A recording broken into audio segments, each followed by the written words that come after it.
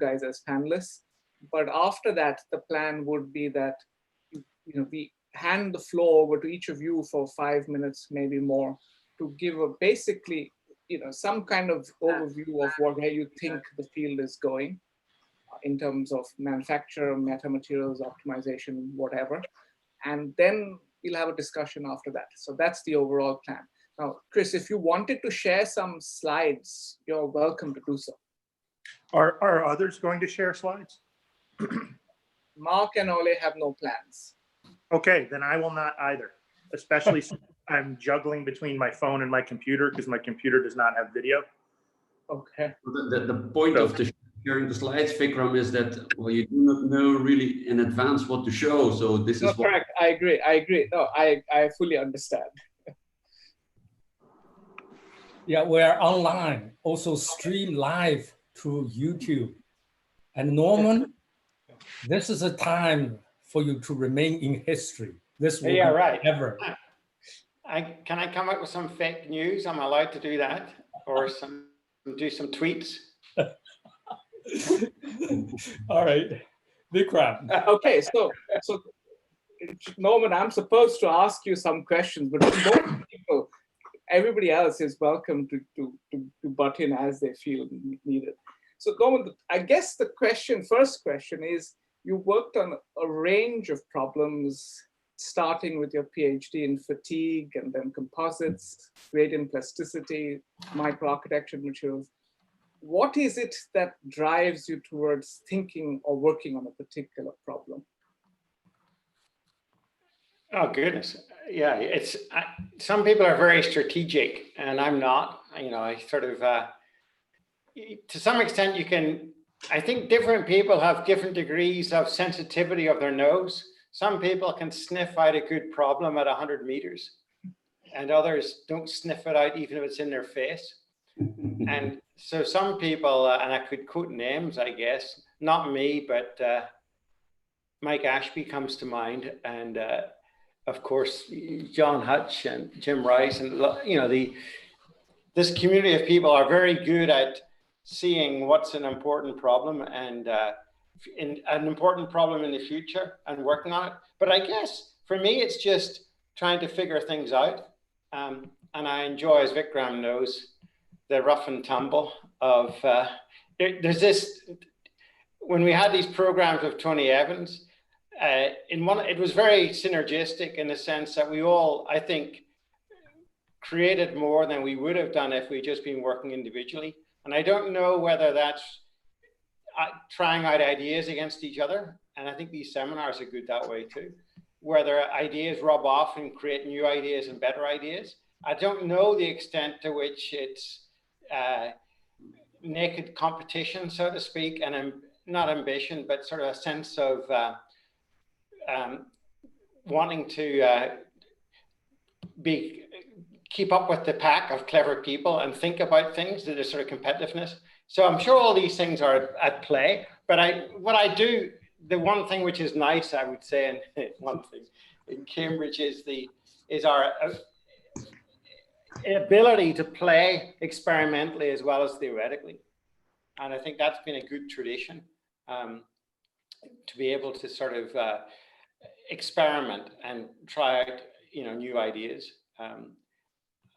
I guess I was lucky, my time at Harvard as a postdoc was good because I was able to take a lot of graduate courses and learn the theory as well as learning the experiments. And I think that's, you need both. Yeah. And so you basically said you followed your nose, and it's the collaborations that have helped you basically in formulating these problems. But is there sort of something that when you choose a problem, you think, oh, I have the skill set for it? Or? Well, some things you got to learn, right? You got to learn about electrochemistry, for example. We've been talking about battery stuff. So new areas, I do think that mechanics is good in the sense that it's advances in mechanics. It's mechanics plus, with plus being something else.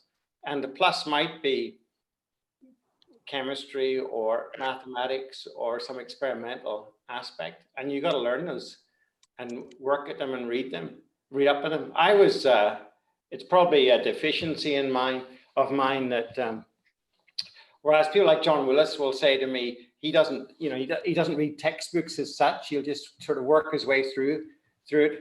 I actually have read a lot of textbooks, and I would read books. And whether that's a weakness or a strength, I don't know. But there are certain books which I've read cover to cover, which I'm probably ashamed to say because they're not that good. I'll not say what they are, but some books are good and some are not good. But I've learned a lot by reading. Okay. So the next thing, Norman, is that you've spoken. You started your PhD in fatigue, and that's a very difficult problem. Now, as a young graduate student, would you advise somebody to work on a problem that is an unsolved old problem? I'm not saying they should work on fatigue, but an unsolved but very important old problem like fatigue, basically. You can think of a few other such examples. Yeah. I mean, look, if you're talking about advising people to work, for me, the obvious thing is you work with somebody that you can learn from. And it's important to work with people who are just smart and are creative. And the problem is sort of secondary almost, because I think if you're working with somebody good, they'll work on good problems. So when on the fatigue side of things, I guess I realized I did a lot of reading. I don't know if Mike Ashby's listening in, but I do remember essentially reading the fatigue literature. This was sort of always going back in time when it was possible to read the whole literature. So at the start of my PhD, I read the whole literature of fatigue, essentially. I don't mean to brag, but I did read a lot of papers. And to the extent that Mike complained that I was overspending the photocopying budget, because I don't think he thought it was possible to photocopy so many papers physically and read them. And he was probably right, actually, but I did read most of them. And that way I picked up that there were some gaps, and the gap at the time was fatigue crack closure, which wasn't understood. And like the Cambridge background was good in the sense that you could develop your own instrumentation. So one of the nice things about the undergraduate degree in Cambridge is that you do electrical theory and practical stuff. And so if you need to make a third order low pass filter, you just go and do it. So you could just make equipment and use it to design experiments and do the experiments. So in general, I mean, I agree that fatigue is one of these messy problems. It's fundamentally hard to solve. But there were particular aspects at the time which I realized could be addressed. One of the aspects which you brought to mind is in doing research is in choosing a problem. And I don't know if the extent this is true or not, but in the ideal world, you want to choose a problem that you can just about solve. You know, you'd like to choose a problem that's not too easy and not too hard. If it's too hard, you never solve it, and it's really frustrating. And if it's too easy, there's not much fun. And you think it's not a very important problem. Although having said that, it may be some problems are enormously important and are rather simple from one perspective, you know, a mathematics point of view, but it's still very useful. So I don't know. These are all the sort of conversations you have in a bar. Well, that's what we're sort of doing right. Except we don't have a drink in our hand. I got water. Jimmy, do you want to? Norman, you are, one of those people who actually, in the mechanics field, got into materials and started to work on interesting problems in material science, rather than the traditional mechanics people in the old days worked on structures. Mm-hmm. Can you share some of your insight how that happened? Yeah, that's a good point. I mean, I think it was timing to some extent. I came from a sort of materials engineering group, So it was more, I was doing materials engineering and realized the value of mechanics in solving that, and was able to make the transition into mechanics. And I guess that's, you need to, I guess, what we were discussing earlier, you need to not be afraid to work hard and to pick up stuff from various fields. I mean, in Cambridge, there was a separate group of structural engineering. Chris Calladine, for example, led that group. And so there was, and Jack Hyman before that in plastic collapse theory. So there was a whole community. And it was probably just the timing that I came along to Harvard when sort of shell theory, I was going to say when shell theory was all worked out, but I can't say that after John Hutchinson's first seminar. It wasn't all worked out. Some aspects were worked out, but not all aspects were worked out.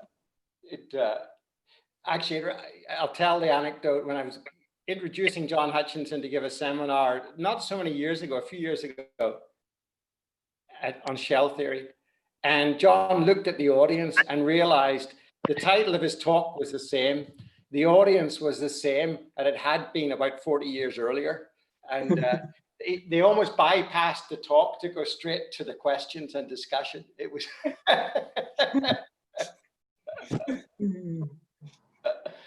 So, I don't know if that answers your question, Jimmy. Yeah, but it's I mean, interesting. It does. I mean, it does lead on to an interesting discussion point at some stage of, you know, is it mechanics? One could argue it was mechanics plus civil engineering or structural engineering, which then got replaced by mechanics plus material science. You know, and Tony Evans was very instrumental in that, and then after that, you know, then I don't know, you know, people say it could be mechanics and biology is the center of gravity, or mechanics plus some other multifunctional aspect, which could be electrical or something else. But it always seems to be, a rich enough area that there are always new topics and new problems to pick up. You bring up this mechanics plus civil engineering, and I, you know, now coming closer to the topic of your seminar, and it's this microarchitectured materials, which has sort of real, at least in the beginning, it had some connections to civil engineering structures, but at a smaller scale. So maybe the audience might be interested in knowing how you got into this field of microarchitectured materials 20 or 25 years ago. Oh gosh, yeah. I've got an irritating neighbor, by the way, who's decided to turn on his loudest power saw he could find next door. So anyway, hope you. So actually, when I was doing my PhD, I sort of looked over my shoulder and saw Lorna Gibson working on polymer foams with Mike Ashby, and I did a little of playing with fatigue of foams, of polymeric foams, and then I guess the metal foams came along through a DARPA stroke ONR funded project. And that was way back, and Mike was involved, Ashby involved with that. And I was going to say the gang of four, then Tony Evans and John Hutchinson and so on. And so that was a program that kick-started, and it had a natural history of metal foams then being replaced by lattices, and then being replaced by dynamic properties, and which involved blast and so on. And then I guess the question is what next? And then that sort of thrust, I would say, dried up from that definite sequence, and it maybe branched out.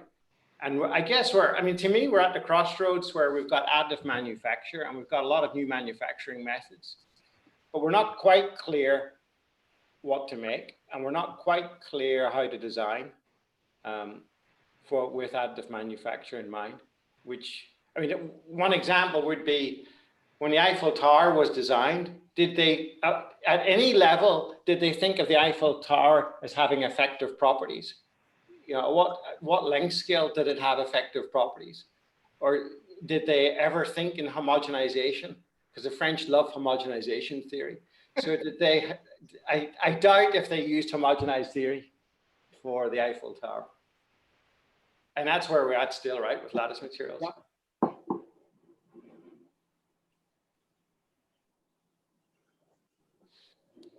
Does anybody else want to ask some questions? Yeah. Well, let me ask one to Norman. So Norman, I think you're actually also well known to find the right balance between science and engineering. And people are sometimes struggling with it, focusing too much on engineering or focusing too much on science and lose basically the connection with industry. So how did you manage to keep that balance so well? Well, actually, I don't know, I'll tell you a story. After my undergraduate degree, my old professor, Ken Johnson, said, you're an engineer, you did an engineering degree, now go and work in industry. And Mike Ashby, I remember at the time, said, don't. If you go to industry, you'll never come back. In a sense, so I did spend a year working for a company, IMI, Imperial Metals Industry, doing metal rolling theory. Essentially, my job was to automate rolling mills in South Wales under English management. So the English management got an Irishman to make the Welsh redundant. And that's what I did. So I did have some industrial background, and I've always enjoyed, in a sense, the way to say it, I think, is industrial problems often require some deep thinking, and you need to condense out from the industry, from the industrial problem, what's at the heart of the academic problem. Mm-hmm. And then somehow you need to translate it back. And whether a UMAT code of abacus is the appropriate way. I mean, it's an interesting question. What's the best way of feeding back to the industry what you learn? And it's, I guess, you know, there are examples. Fracture mechanics is probably a great example of an area that survived this balancing act between the industry and universities. So I don't think that there's an easy answer. I think it's probably just wanting work to be interesting and useful. And it's probably, to be honest, if I went through phases of thinking, what would I really want to be? You know, I went through a brief phase, do I really want to be a material scientist? And realized no. And then I thought, I'd really like to be a mathematician. And then I realized I wasn't smart enough to do that. So then I thought, well, I'm very happy being an engineer.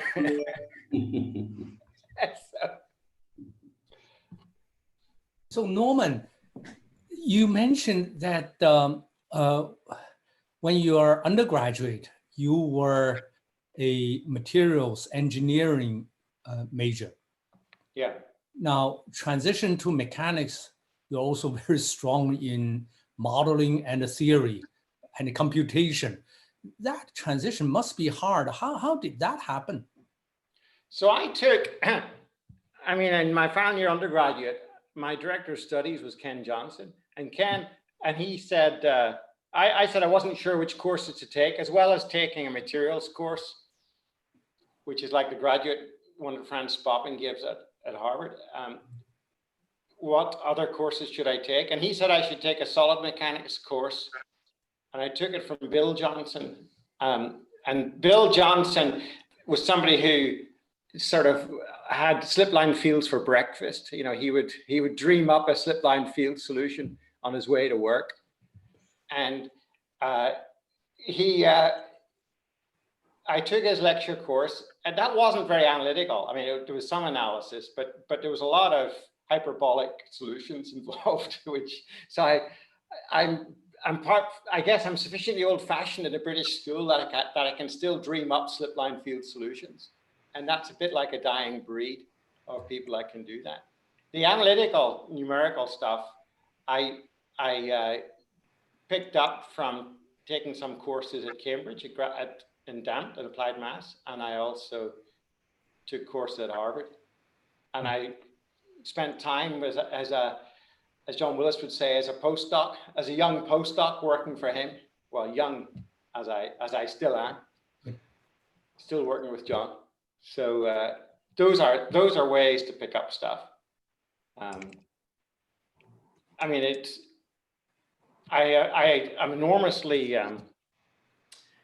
sort of impressed by the US graduate course system, and well, to be honest, I don't know how uniform it is, but certainly in my experience at places like Harvard, Brown, you know, there were strong courses, and it was possible to learn.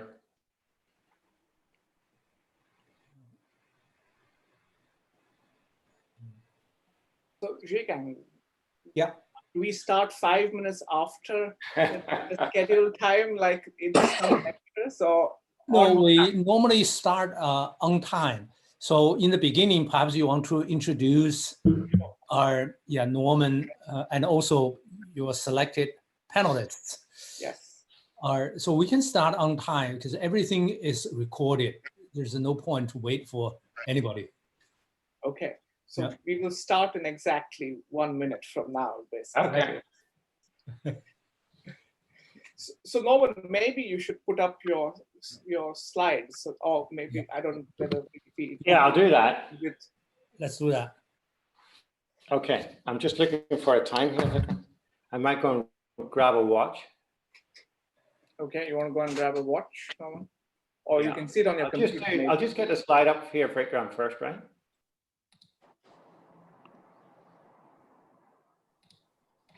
Okay, let me grab a watch.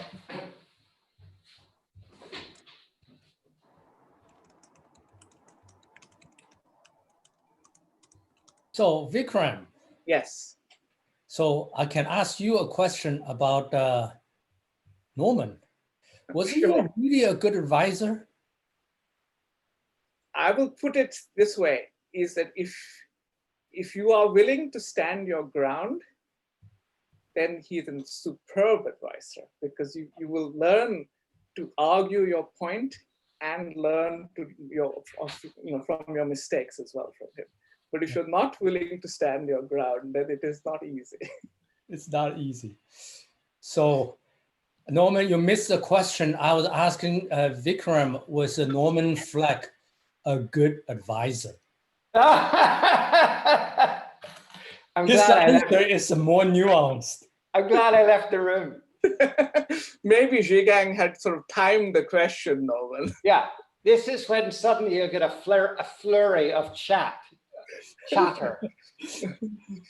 You can listen to the recordings, Norman. Yes. Okay, Vikram, you can start. Okay.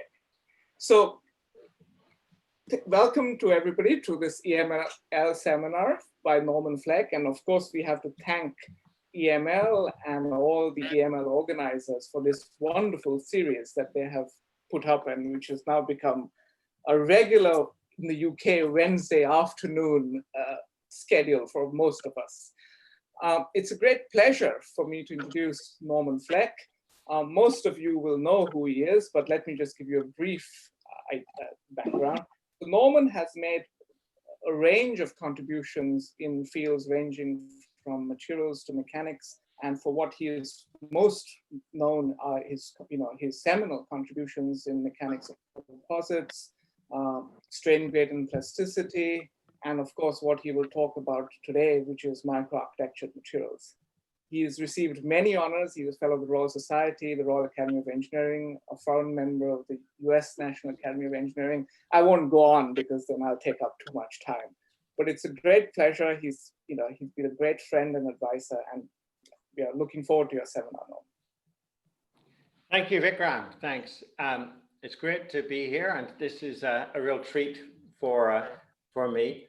And thanks, Vikram. I want to say how delighted we are now that Vikram has become an honorary Englishman.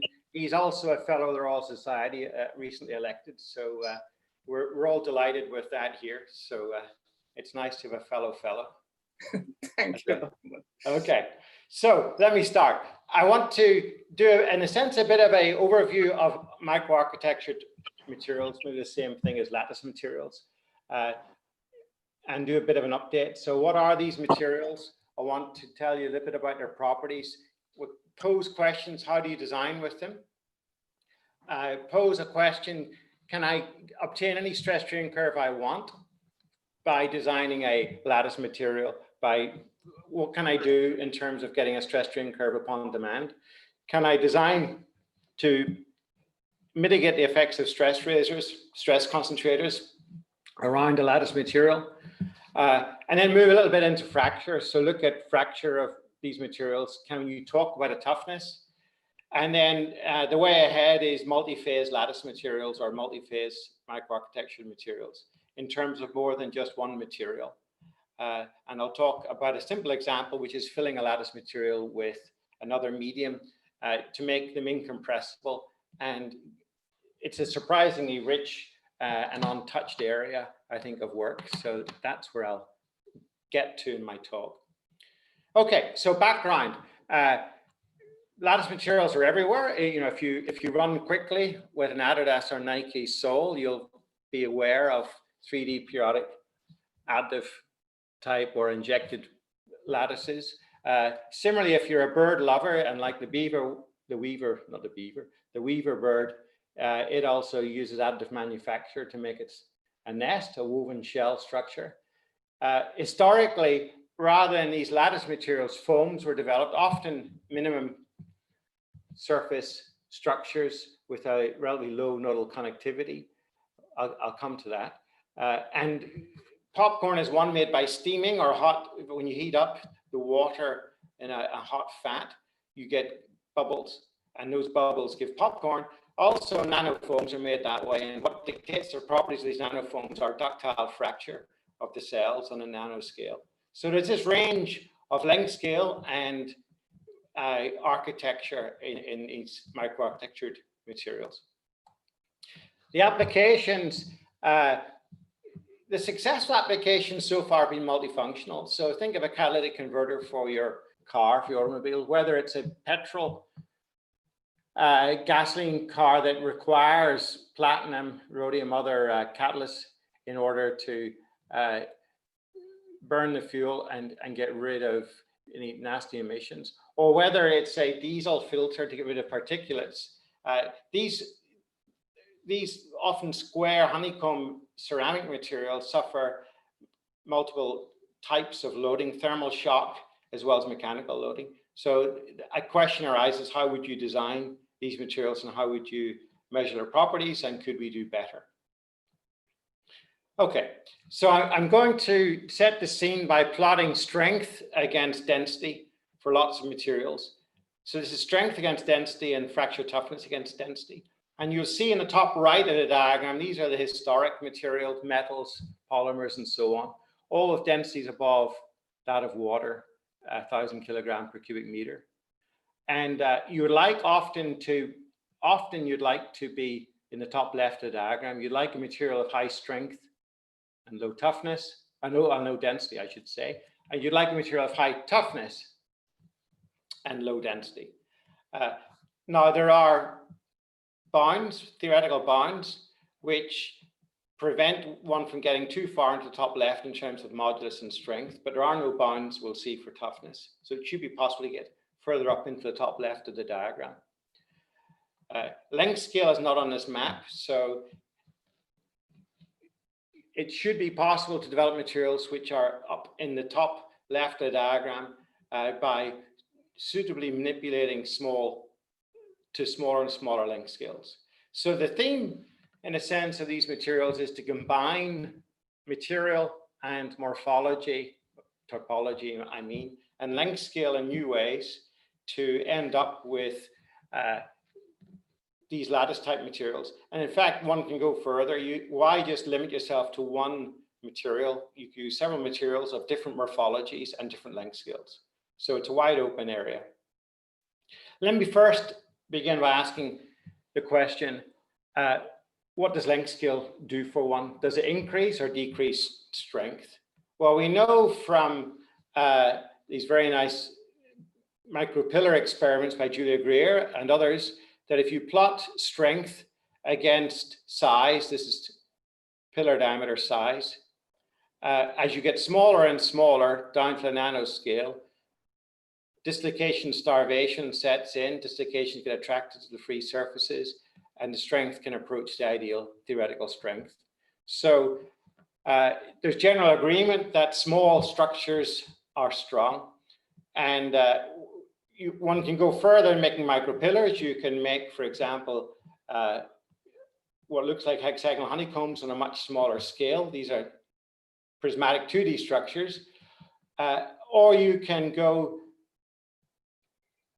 to make three-dimensional structures, also on a nano scale. If one asks, do nano lattices compete?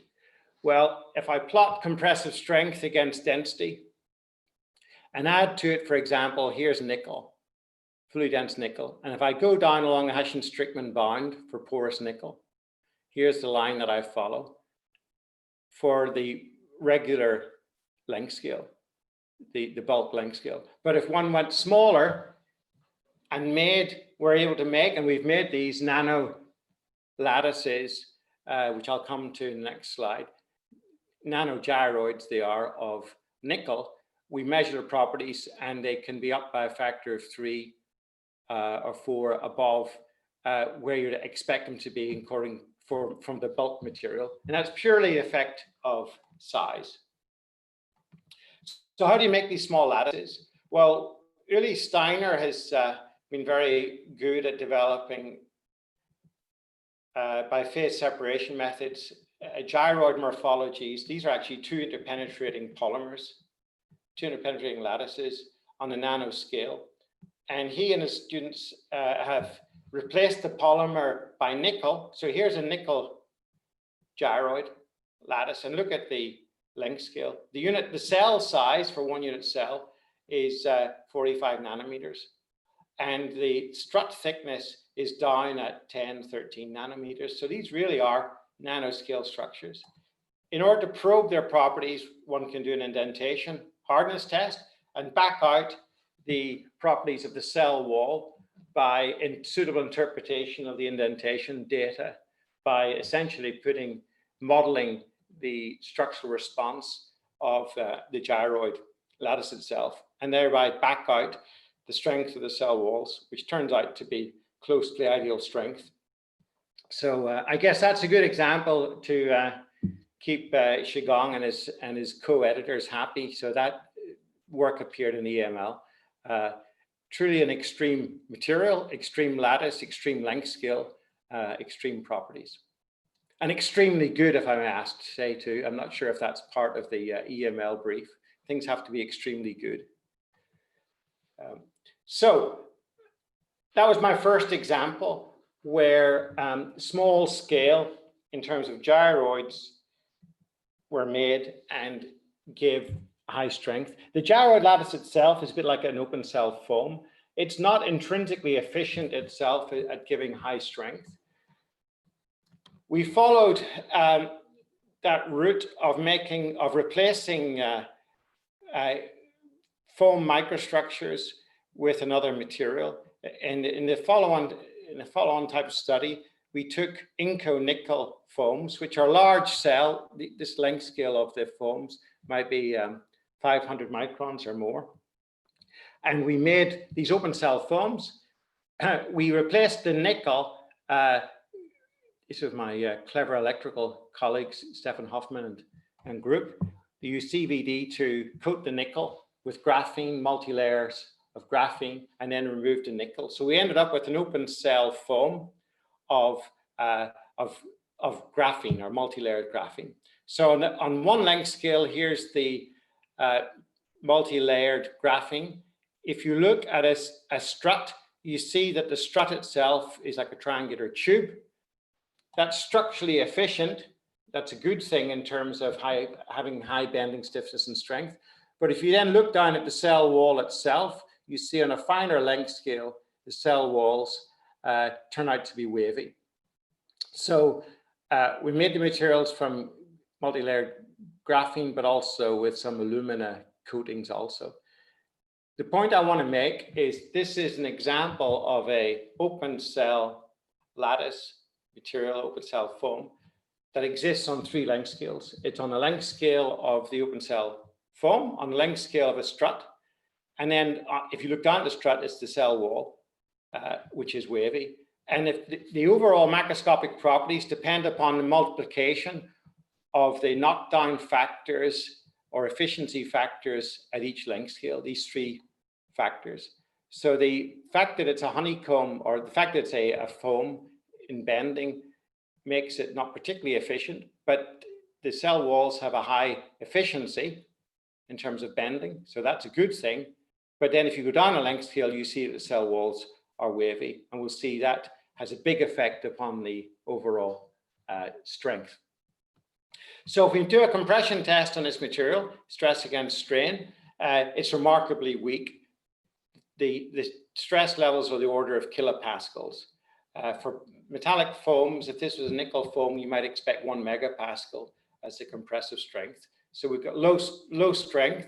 The material behaves pretty classically like a metallic foam or a polymeric foam. You get hinges forming and remaining in a plastic way. So the stress strain curve comes up and unloads elastically in a metallic type way and you can think of a modulus and a strength. If you plot the modulus against density and strength against density on a log-log axis, you see that the slope is not 1, but the slope is 2 for modulus and 3/2 for strength. And that suggests that the material is behaving as a classic open cell foam, where bending of the cell walls gives you a reduction in properties, with the knockdown factor being relative density. Rho bar is relative density. So for a value of rho of 1 kilogram per cubic meter, that translates to a value of relative density of maybe 1%, 0.01. So there's a big knockdown factor due to this relative density effect, due to bending of these struts. But that's not enough. That's not the whole story, as I said. That's 1 length scale. If we now go down and say, well, these struts are not actually solid, they're tubes, that would increase the bending stiffness and bending strength by at least a factor of 10, by an order of magnitude. So that's not the reason for this very poor performance. The reason for the poor performance, we have to dig 1 length scale down and look at the wavy walls themselves and realize that if you take a wavy sheet of paper, multi-layers of sheet of paper, telephone directory, and pull it or compress it, shearing, interlaminar shear, out of plane shear takes place. And if these sheets of paper or sheets of graphene are only loosely held together with weak van der Waals bonding, then the shear stiffness, G, and shear strength are low. And consequently, it's easy for this wavy sheet concertina to extend or contract by this process of shear. So the consequence is that large waviness essentially translates axial stiffness and axial strength into shear stiffness and shear strength. So the axial strength and modulus of the cell wall may be comparable in the same order, comparable to that of the out of plane shear strength and shear modulus of graphite. If you then take the standard expression for at the macro scale for how a foam behaves in terms of relative density by substituting in these effective cell wall properties, here's the final result, that the macroscopic strength and modulus scales with relative density as you'd expect it to do for a bending structure, but is dictated by the weak shear properties of the cell wall material due to the waviness. So the take-home message there is that this, in a sense, hierarchical solid on 3 length scales is dictated in its properties by the lowest length scale in this case, and that's the wavy cell walls. The Achilles heel is the poor bonding in longitudinal shear by van der Waals bonds of the graphene or graphite planes. Okay, so where have I got to? I've given 2 case studies there of materials on a nano scale and explained their properties and explained for the case of the nickel foam that the material is very strong because of dislocation starvation on a small scale. But for the graphene or multi-layer graphene foams, the properties were knocked down by waviness. So that takes me now to the second part of my talk. Can we design stress strain curves upon demand by choosing topology? By that, I'll show you it's mainly nodal connectivity and also waviness. and ask the question, is waviness good or is waviness bad? And we'll see that in general, waviness increases ductility, and but it does also have the benefit of reducing the effects of stress concentration. Okay, so first of all, what is the effect of topology or nodal connectivity upon stress strain behavior? So if I compare an open cell foam, aluminium foam, with a face-centered cubic octet truss structure, it's comparable relative densities. The nodal connectivity is only about 4 for the foam and about 12 for the FCC structure. And the consequence of that is if you deform the structure, the cell walls bend for the foam, but they have to stretch because of the high redundancy, the large number of struts per joint for the case of this octet truss structure. The consequence is that if you do a compression test, here's a compression test on the foam, the metal foam, normalized by the cell wall strength, yield strength, you get, if you plot stress against strain for the foam, here's a classic collapse response with some crushing going on. The octet truss is much stiffer, much stronger, much more energy absorbed. It also can undergo some buckling behavior and softening once you go past plastic collapse. But the very fact that the octet truss has got this higher coordination number or connectivity of 12 than that of the foam endows it with this much stiffer and stronger response. If the foam was not random but periodic, or if the octet truss was random rather than periodic, that wouldn't matter. It's not the periodicity or randomness that matters, it's the connectivity. If one were to dream up a material, a hybrid, or mixing an octet truss with a metal foam, you would expect, for example, by taking 2 interpenetrating lattices, one could design such materials which would fill between these 2 extremes. Okay, so that was the octet truss in 3D. The 2-dimensional version of an octet truss is the fully triangulated lattice. And if we were to pull that in tension, here is the response in terms of nominal stress against nominal strain for the triangular lattice. Plastically, this material is anisotropic. Elastically, it's isotropic, but plastic is anisotropic. So if you turn it around to 90 degrees and pull it, the response would move from the triangular lattice one here up to this one, which I've labeled Kagome lattice. And the Kagome lattice is this lattice here.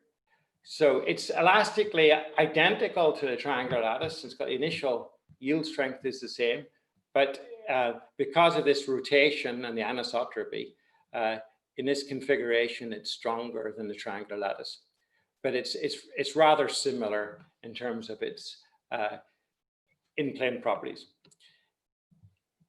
If I take a diamond lattice, which again has got a nodal connectivity of 4, it likes to scissor.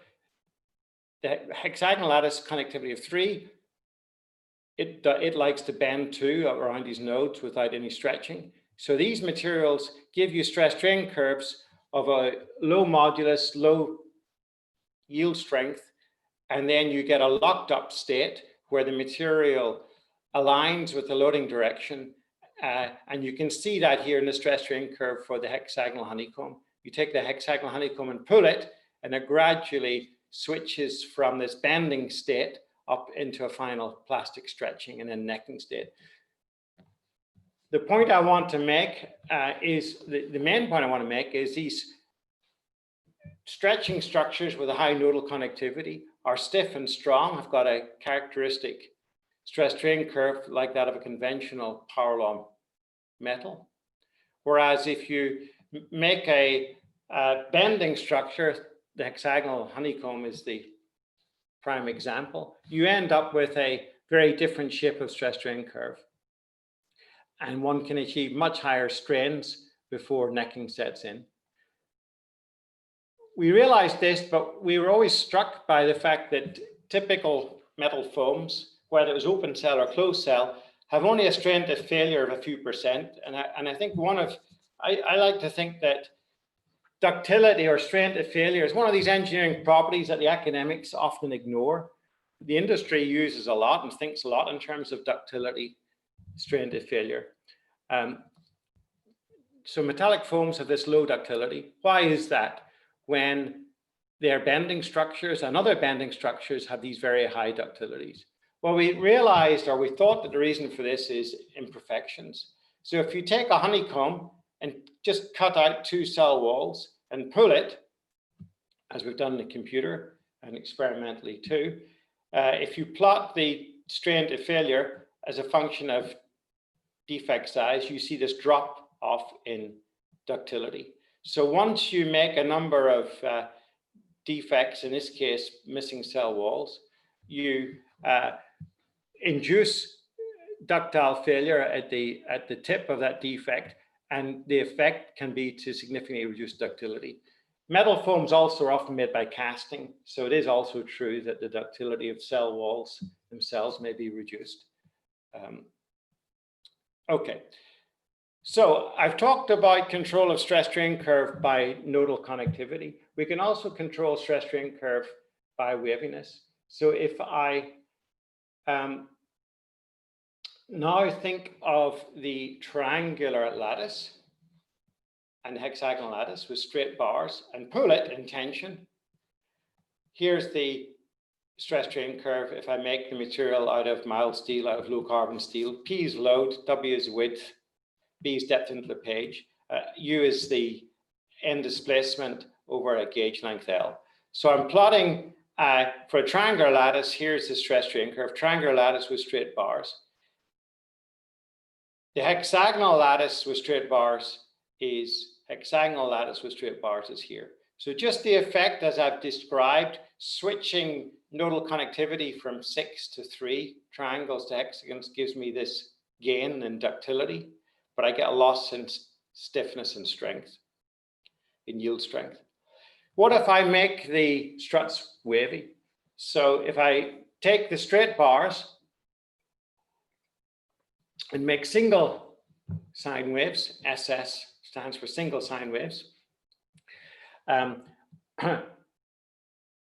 or double sine waves, I'm designing in some waviness into the cell walls. The consequence of that for the triangular honeycomb lattice is this. So I go from straight sides and triangular to single sine waves to double sine waves. So I move the response. So in fact, the triangular structure with the double sine wave, this one, is behaving in a very similar way to the hexagonal lattice. If on the other hand, I take the hexagonal lattice and add waviness, as I've done, I push out the stress strain curve from here for the hexagon to get these enormous ductility strain to failure with single sine waves or double sine waves. These are all for finite lattices. And interestingly, if you were to calculate response, as we've done by finite element methods, you get good agreement.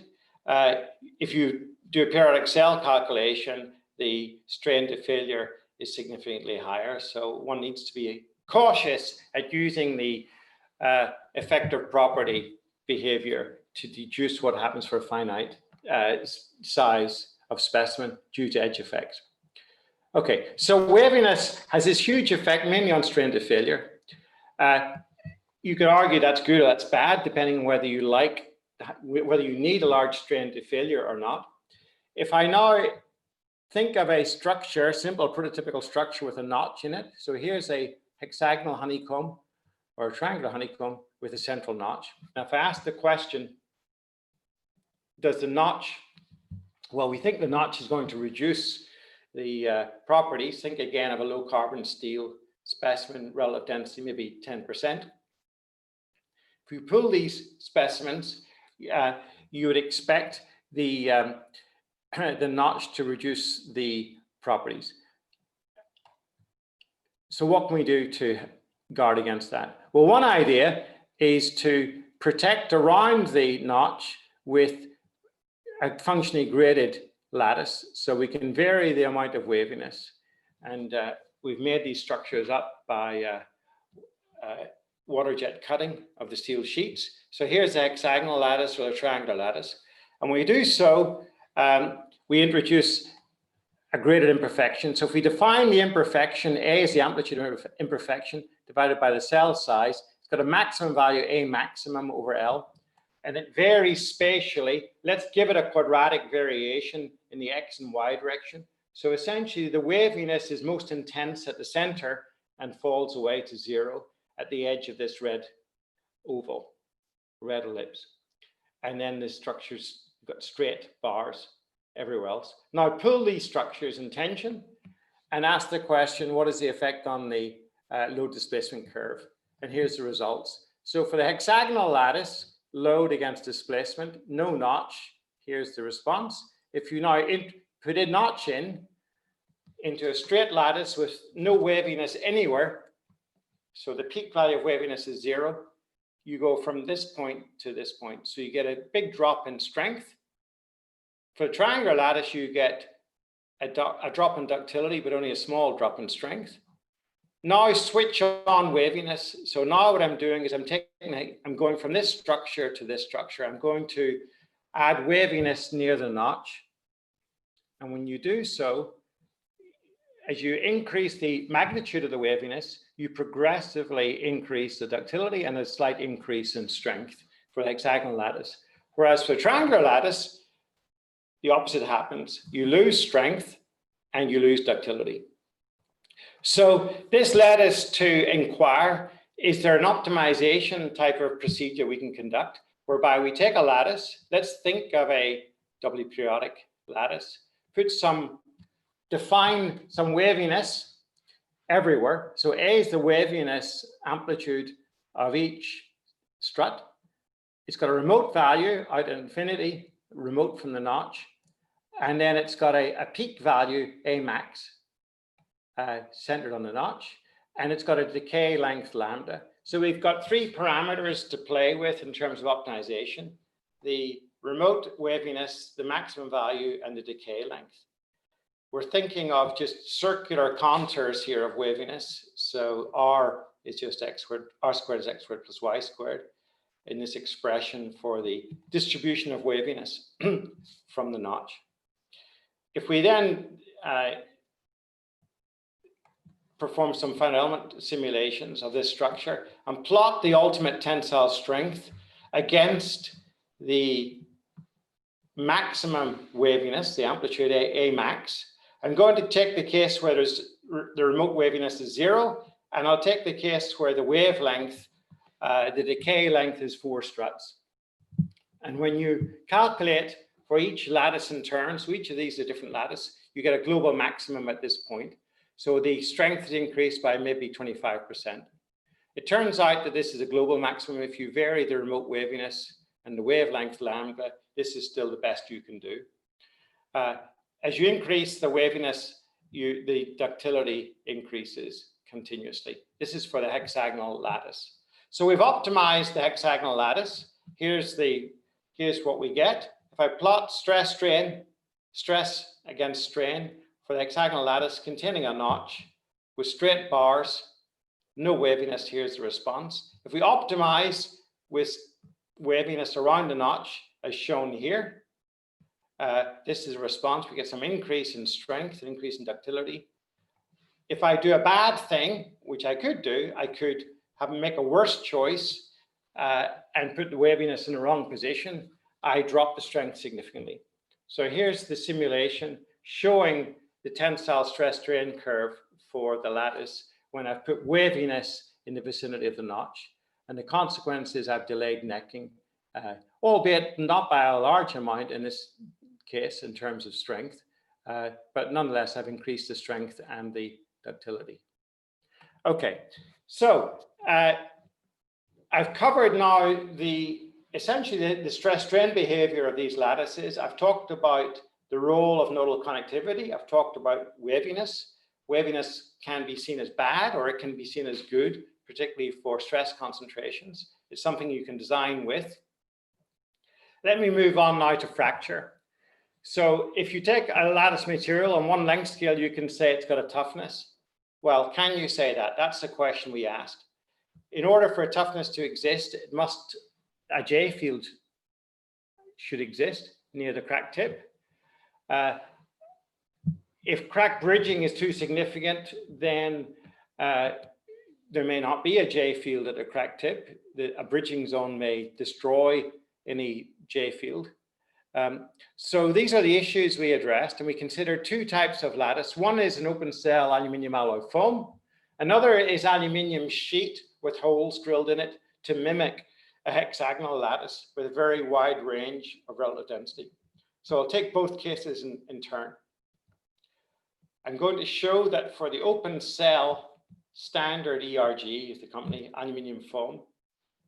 You can measure a toughness by the ASTM standard, but it's not of much meaning because the J field, there is no J field near the crack tip. The zone of damage is comparable to the plastic zone size. And so one's not able to get an asymptotic J field. In contrast, the hexagonal arrangement of holes in a sheet, it turns out in that case that at the crack tip, there is a local crack tip J field. And so one can talk about a toughness of this lattice. Okay, so let's talk about toughness. If I plot toughness, fracture toughness on one axis, density on the other, one sees that all materials, including these foam lattice type materials, in these cases, you can quote a toughness value. You would like to be up here. So one question we asked ourselves is, can we invent a lattice material with an ultra high toughness? Here's the gap. Okay, so the issue facing us in lattice materials is, what is the correct picture? If the picture is one of a fracture process zone embedded within a J field, embedded within a plastic zone, that's the usual conventional picture for a metallic solid. And even for a porous metallic solid, that might persist. In that case, one can quote a toughness. It's meaningful and use toughness in design. In contrast, if the fracture process zone is comparable in size to a plastic zone, there is no, you could think of this as a large scale bridging behavior by analogy. And there is no asymptotic J field at the tip, a unique J field.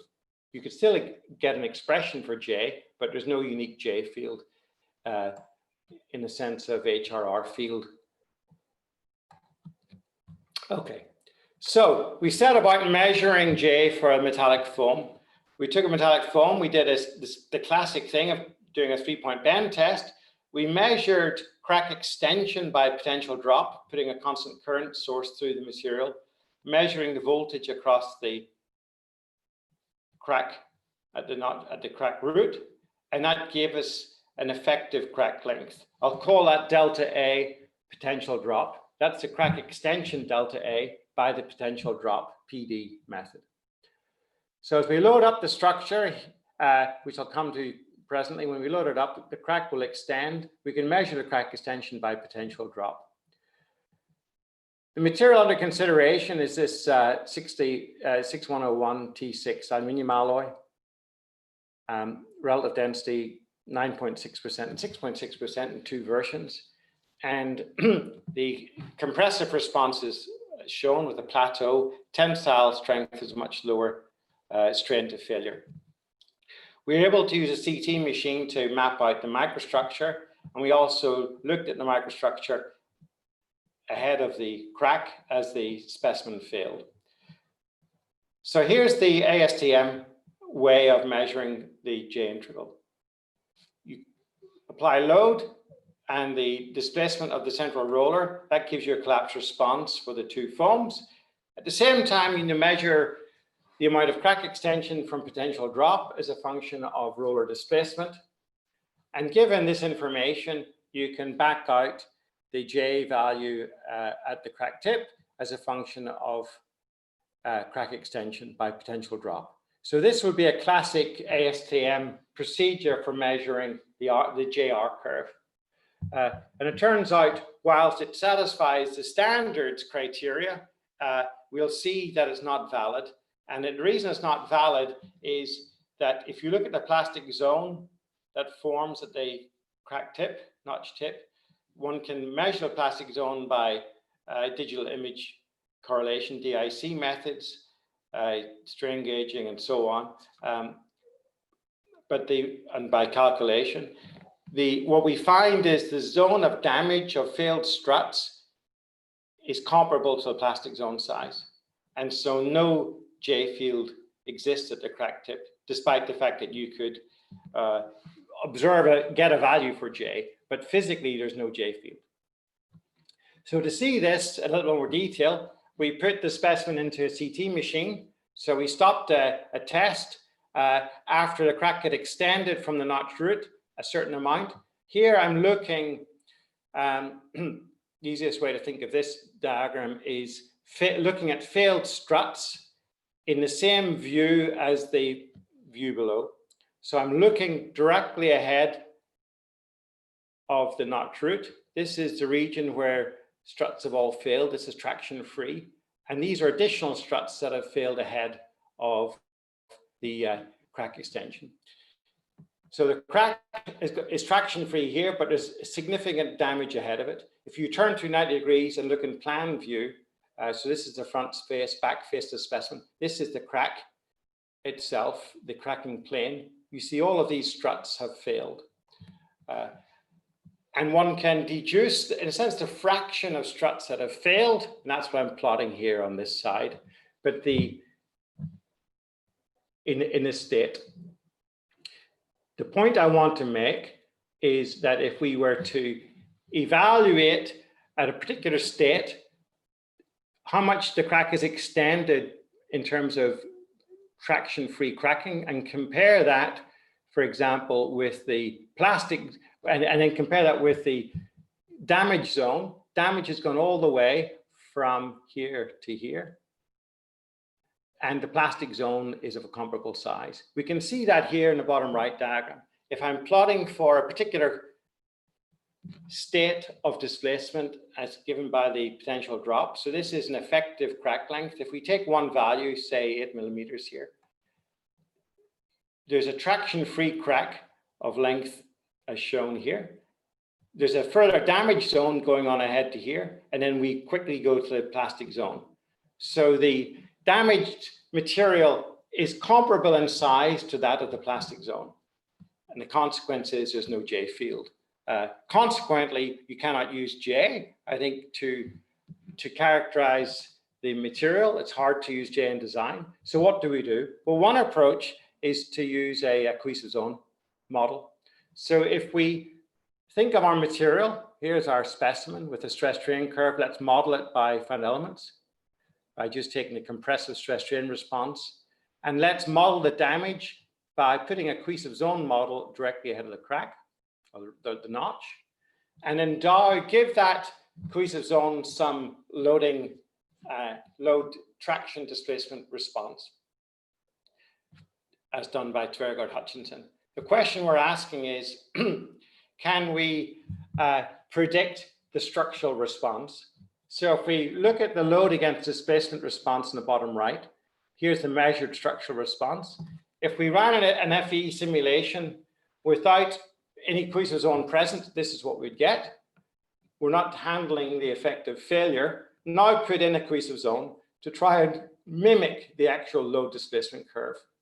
So here's the load displacement curve, the measured value. We want to match it as best we can.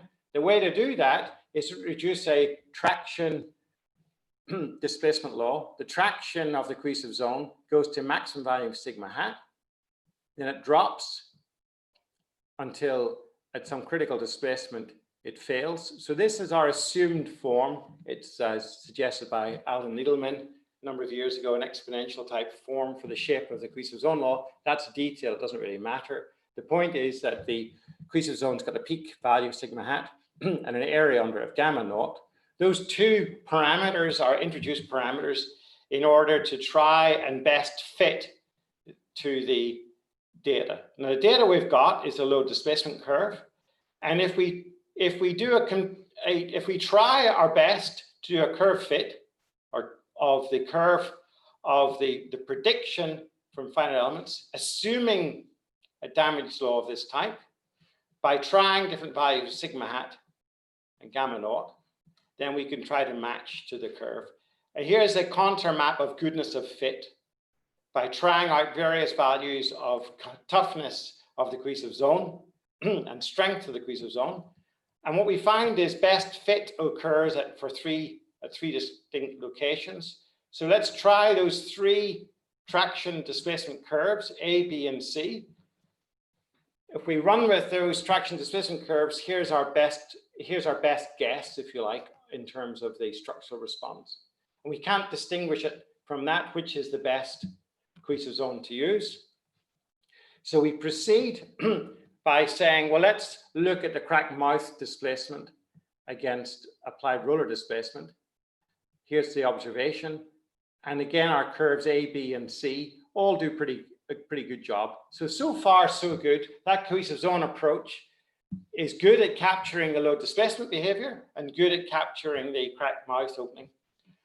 But if we now probe with more data that we've got in terms of the damage zone size or the traction-free crack size as a function of roller displacement, we see that in one case, the curve fit A, the cohesive zone A does best. In another case, the cohesive zone B fits best. So the point to make is that one can always calibrate cohesive zone laws against particular experimental data, but it's hard to get everything right. It's hard to get a total fit.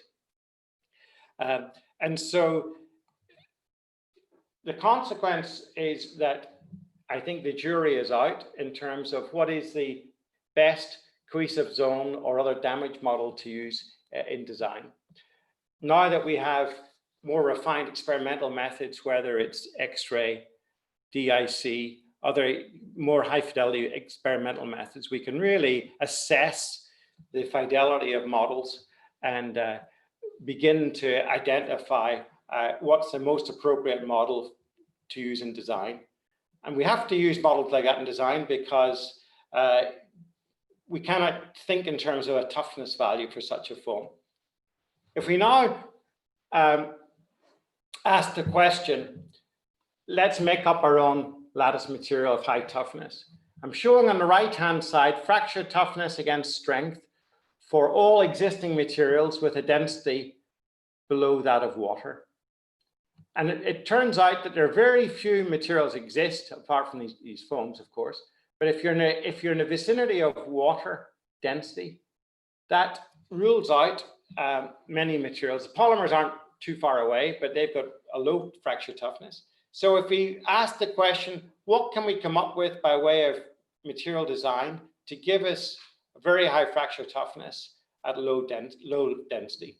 Well, one idea was to say to ourselves that holds blunt cracks. So let's make a lattice up by drilling a series of holes. If we vary the hole diameter to hole spacing, we can vary the relative density. We can do a fracture toughness test on this honeycomb. We can vary the relative density from maybe 0.25, that's comparable to a foam, up to a higher and higher relative density. Here's 0.75 by using finer and finer holes.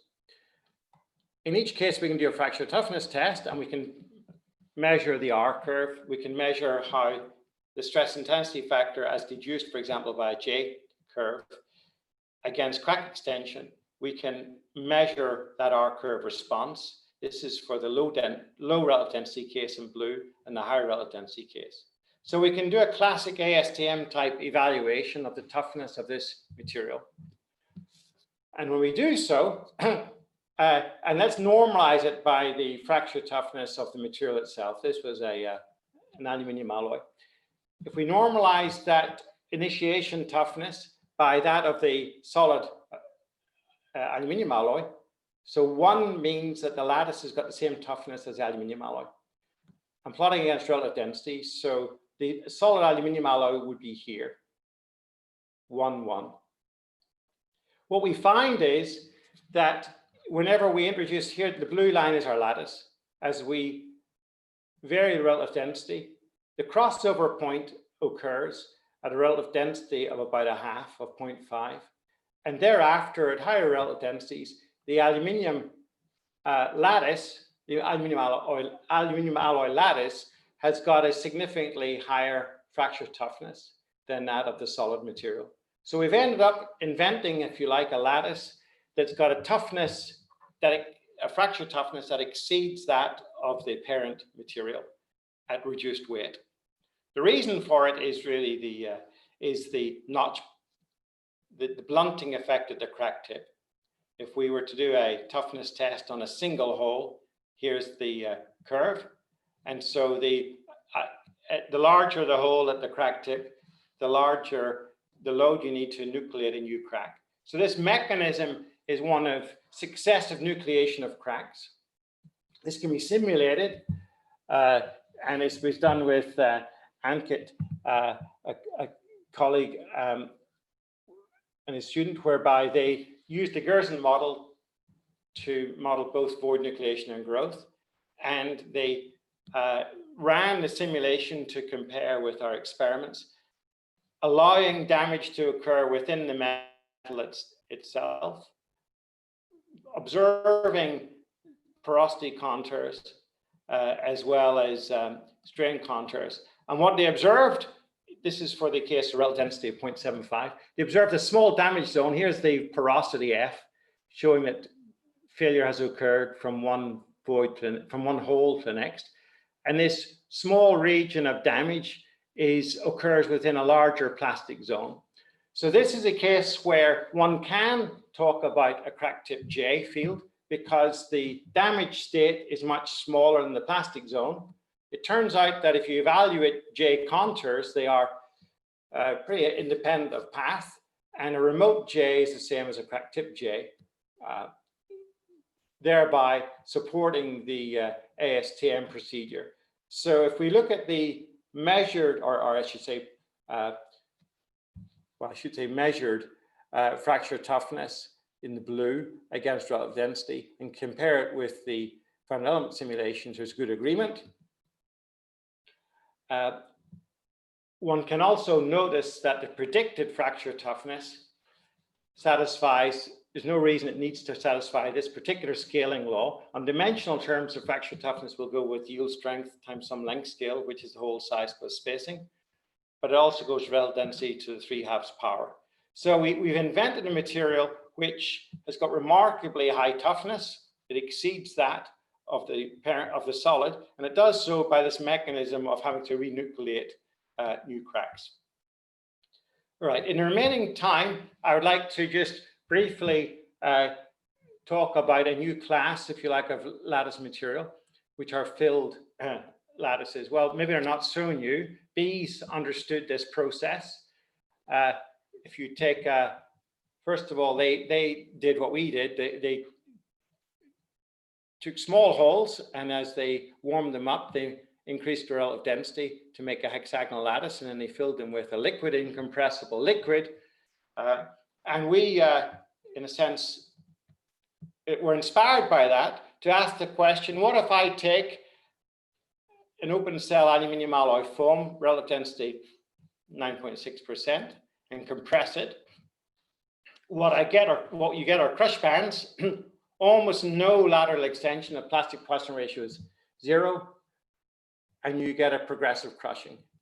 Well, now if we fill the lattice with rubber, a low strength rubber, the effect of the rubber is to have a small, we'll see, is a small effect in terms of the its modulus and strength, but it imposes an incompressible constraint. The consequence is that the lattice now is behaving as an incompressible solid. It has a Poisson ratio of 1/2 plastically, and the strength increases. If we compare the compressive stress strain curve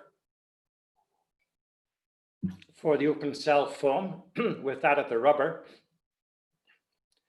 this is a measured value for the foam in compression and that of the rubber. If you add the two together, foam plus rubber is here. And then if you add and this is the prediction, if you like, just by rule of mixtures, adding a foam to the rubber, a void type upper bound, if you like, this is what you get. Whereas if you actually do the test, as we've done, the measured response is above it. So what is the reason for this synergistic strengthening? Well, let's think about the very simple case of hexagonal honeycomb.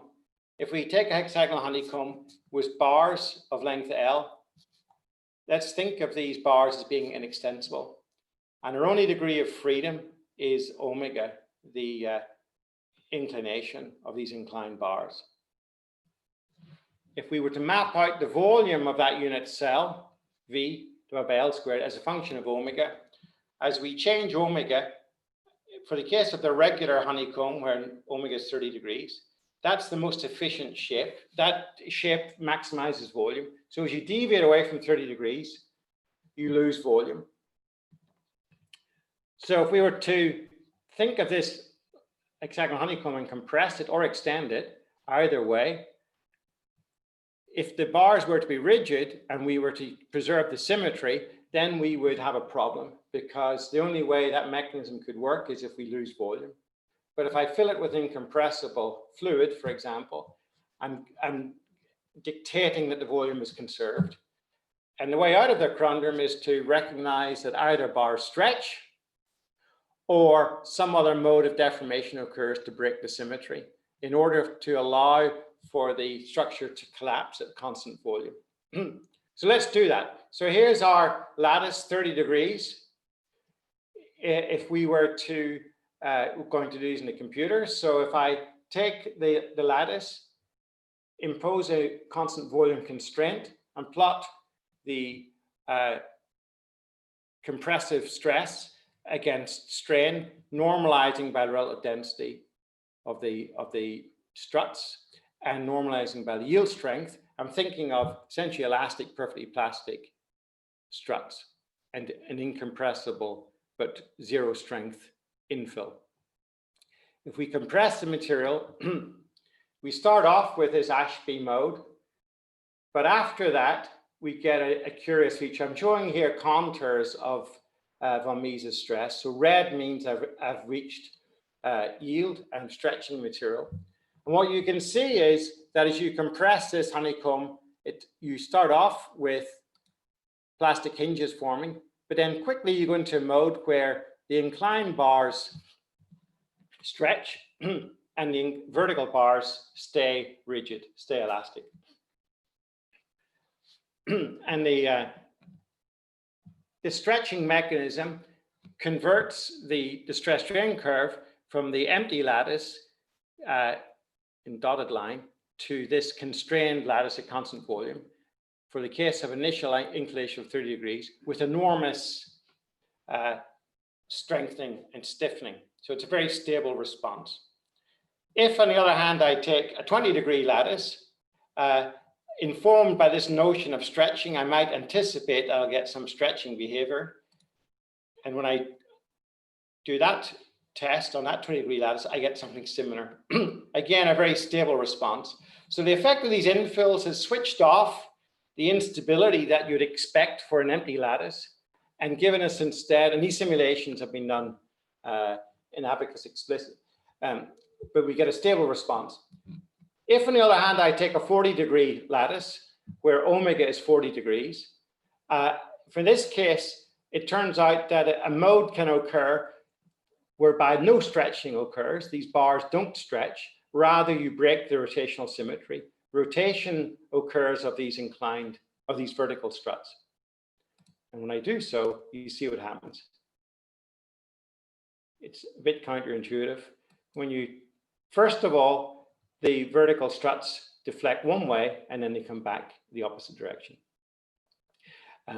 If I look at that mode, this mode, when I begin to compress, the vertical struts, first of all, rotate one way. These inclined bars rotate also to preserve constant volume. And then when I continue to deform, the vertical bars rotate back and the structure locks up. So I get, in this case, when I compress the structure, I get a the state where these inclined bars start off at 40-degree inclination and finish off at about 20-degree inclination. So for this lattice with initial inclination of 40 degrees, it turns out there are a whole variety of collapse modes that are available, and the soft mode is chosen. This is reminiscent of kinking, and it remains to be explored some more. Some of these other modes can occur, but they're often stiffer and stronger modes, in particular the affine deformation mode. A curious feature of this soft mode is it's one way, just as I've shown a second ago in compression. When I compress the lattice with a 40-degree initial inclination, I get this soft mode. It shows softening characteristic, almost again a bit like kinking, of softening behavior. You would expect instabilities to set in much larger lattice. But if I take the same lattice at 40 degrees and pull it in tension, I get a very different response. In this case, the vertical bars stretch. Symmetry is maintained, there's no rotation. This is not a buckling phenomenon. It's not a bifurcation. It's just that these are different collapse modes. And then this is the tensile behavior. So this material, it's curious that although the elastic response is the same, the plastic responses quickly become very different. The material is behaving in a sense in a unidirectional way. Okay, well, let me draw to conclusion. I want to summarize my talk by saying that there's now a lot known about single phase, single length scale microarchitectured materials over a very wide range of material choice, topology, and length scale. The recent boom in additive manufacture has given a whole new lease of life, this class of material. Design methods are not yet mature to how to best make use of additive manufacture. Cell wall waviness exists. It degrades strength, but you could use it to advantage if you wanted a material of high ductility or to mitigate against stress razors.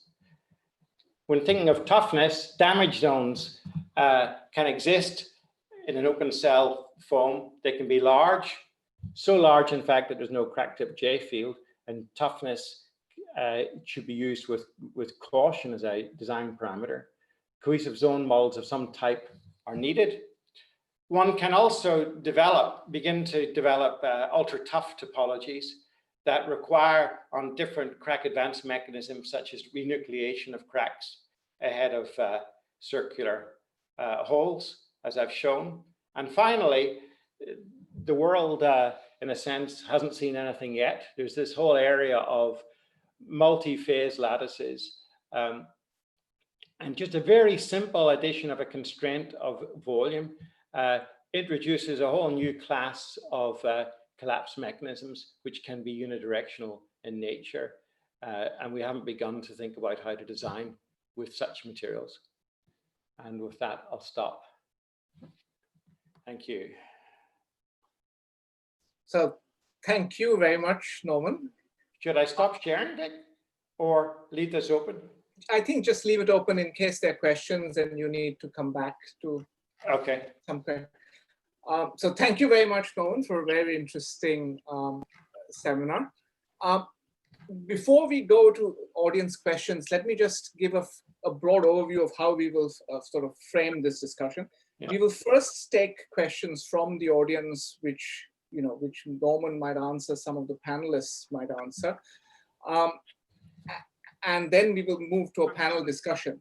In that respect, there are plenty of people on the panel, but there are three in particular I'd like to introduce who are sort of specialists in their own right in this field. And I'd just like to introduce who they are.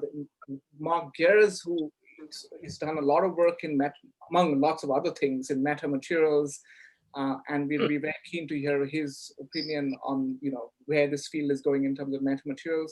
Chris Spadaccini, who is really the world's expert in manufacturing of microarchitectured materials, and none of this can happen without manufacture. and he's on the panel, and Ole Sigmund, who will be giving an EML seminar sometime in the future, is really knows much more about than anybody else around optimization in terms of both topology and structural optimizations. So these are three panelists who we invited, but they'll be who will be willing to answer questions, be part of the discussion. But the floor is open to the audience in general right now to ask questions, which hopefully Norman will be able to address. Zhigang, are you going to be promoting the people who are asking questions, or? Yeah. So let me ask a question first, and then you guys are prepared to ask following questions. Sure. So Norman, you have in this talk, you have focused mostly on metallic trusses. Of course, over the years, you also thought about purely elastic material, ceramic trusses. In the beginning, you also showed an experimental example from Julia Greer. I think some of her work also ceramic trusses. So what did you learn about a ceramic truss as versus to ceramic? A ceramic truss on a ceramic? Okay, so, I'll say an obvious thing. A major effect in ceramic materials is searching out the weakest defect. And by definition, flaws in a lattice have to be shorter than the characteristic thickness, for example, of a strut. If the flaws are comparable to that thickness, you would say that the strut isn't present. So there's a sort of existence theorem. If you see a lattice, you know that the flaws are always comparable or less than that strut thickness. So the consequence of that is ceramics can behave in a much stronger way in lattice state, simply because, or not simply, because the lattice struts have short flaws, because the small lattices have short flaws. And if the local fracture toughness still dictates properties, then the strut strength is high because the intrinsic flaw size within those struts is small. So that's in a sense the story of ceramics in terms of strength of cell wall. There's and one other aspect to that, which is what is the intrinsic flaw size of these structures? The intrinsic flaw size is commonly the cell size. So if you have most lattices, if you were to measure the strength and introduce a crack, as soon as a crack is on the order of a few cells, you've lost strength. So the transition flaw size for most lattices is the cell size. That's not true for some exceptional lattices, such as the Kagome lattice or in 2D or 3D form. When the characteristic or transition flaw size is the cell size divided by the relative density. So you can have and that's because of these boundary layer effects, you can get blunting effects extending over many cells. I'm not sure, Shigong, if that was a very coherent answer, but it was. Yeah, but at least you say you identify an obvious length, which is the length of truss member. Yeah. Right. Yeah, you could make several statements. The reason, depending on the question you're asking, if the reason very small scale ceramic lattices are strong is because the cell walls themselves can only contain defects which are small. Yeah. There's a separate discussion point is what is the notch sensitivity? Mm-hmm. And that's typically a cell size. Yeah. Thank you. And yes, yeah. And the other thing is, if you ask the question, if I give you a lattice and you say, what is the what is the fracture toughness of that cellular material. To first approximation, it's the strength of a cell wall times the square root of the cell size. Good. Yeah. So small cells are weak, or are brittle. Small cells are brittle. Thank you. Vikram, can I ask a question? Okay. Sure, Jimmy. Yeah. Very interesting talk, Norman. Truly enjoyed it. One comment, one question. The comment I have is some of your results actually reminded me of a paper that Zhigang and Gangbao wrote. This was back in 1992-ish, and they were looking at fiber reinforced composite at the time. And the result of that work was, if the so-called small-scale yielding condition is not satisfied, then it's not fracture or not toughness-controlled failure, but strength-controlled failure. So I still remember that the one picture, one plot they have that, you know, the toughness-controlled failure is somewhere over there. Then it gradually, when the small scale yielding condition was not satisfied, it goes to the strength controlled failure. It's very similar to you know, your cellular structure over there. This is one thing I want to comment. Another thing, the question I have is, in this work, you are focused on fracture phenomena. But the kind of wavy struts themselves are defects. You don't have to have a crack. You can embed them into your structure and ask yourself the question, if I have local defects like that, like wavy struts, what is the effect on the strength? What is the effect on the yield strength? What is the effect on the ultimate strength?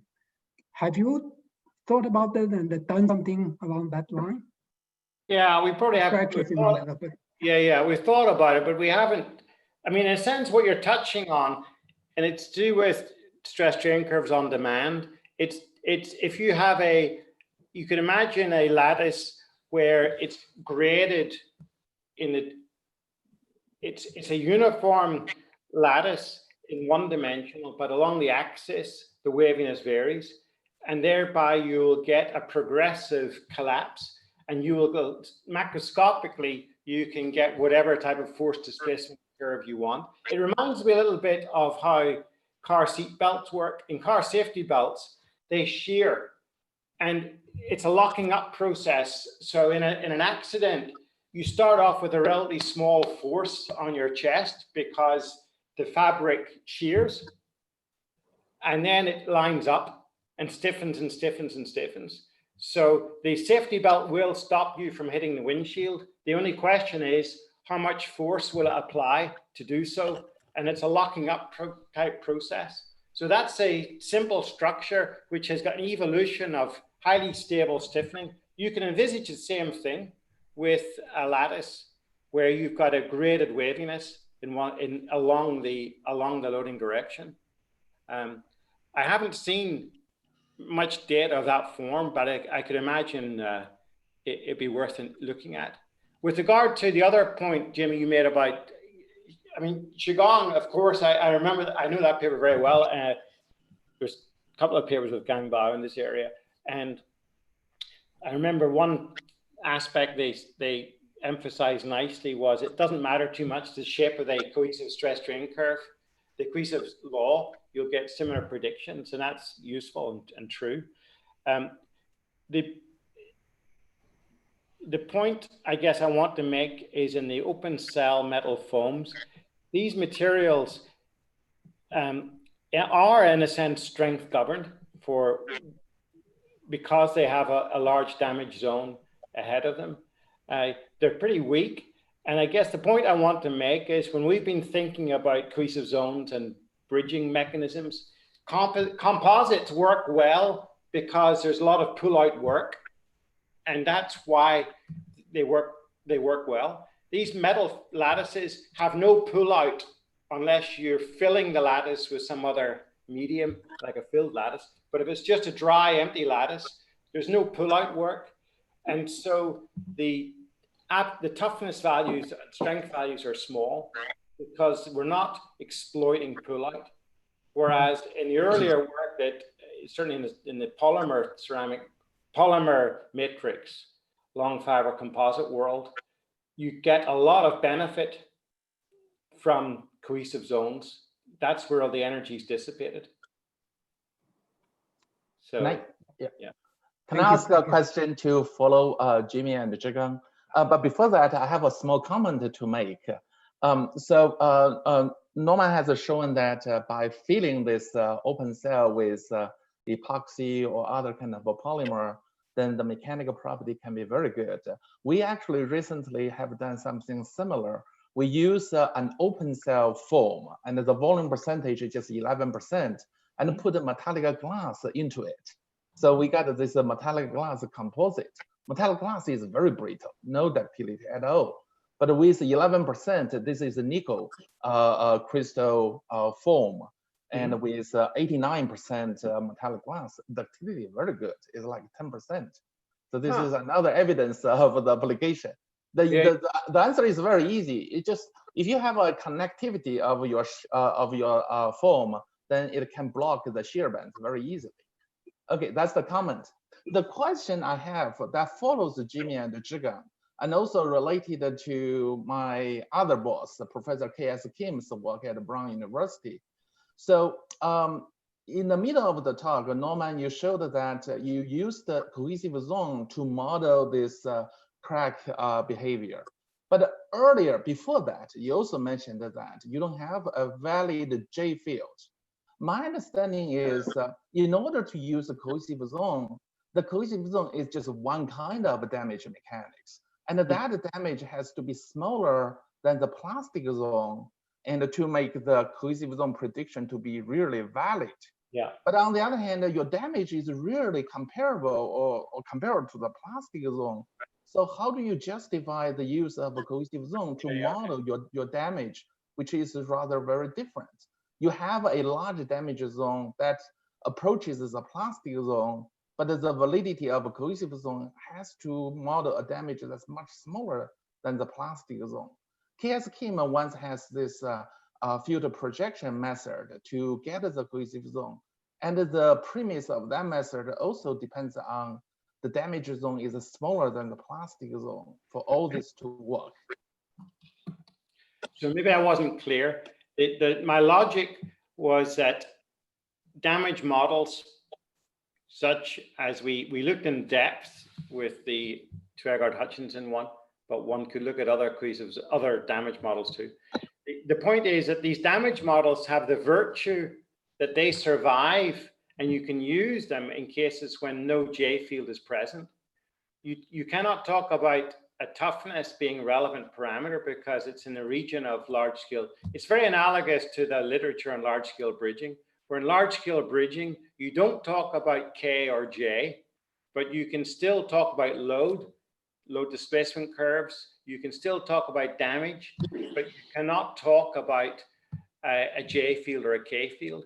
And it's the same here, that you can use the virtue, if you like, of these models, is that you can still use them in the regime where conventional fraction mechanics in terms of K and J and so on is no longer valid. I don't know if I think that was your query. Yeah, what confuses me the most is if your damage really extends too large and to make the J field invalid, or your damage is so large going beyond the plastic zone, then all your predictions is sensitive to your damage model, whatever you start with. I mean, that's right. I mean, the one way you can say it is this: if I give you a very large specimen, several meters in size, with a long crack, you could still use a remote J, a remote K field, or there'll be a remote K field. That will be fine. Where this touches upon the whole design problem, that you cannot design it's like designing for fracture of a composite, and it's a mistake to use a J parameter or a K parameter to design the fracture. You wouldn't do that. You would do something else. And that's where, in a sense, damage mechanics, is useful. And I know Mark Gears, for example, has done a lot of this type work in the damage realm. Those damage models should be calibrated to give you a correct value of K1C or J1C for a sufficiently large specimen with a sufficiently large pre-crack. They should satisfy that limit, but they should also be useful in design when the specimen size is much smaller. Thank you.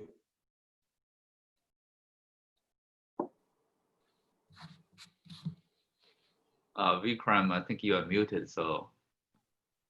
Sorry, it's Chad. Did you have a question for Norman? Yeah, and it actually follows on this. Very nice talk, Norman. Good to see you too.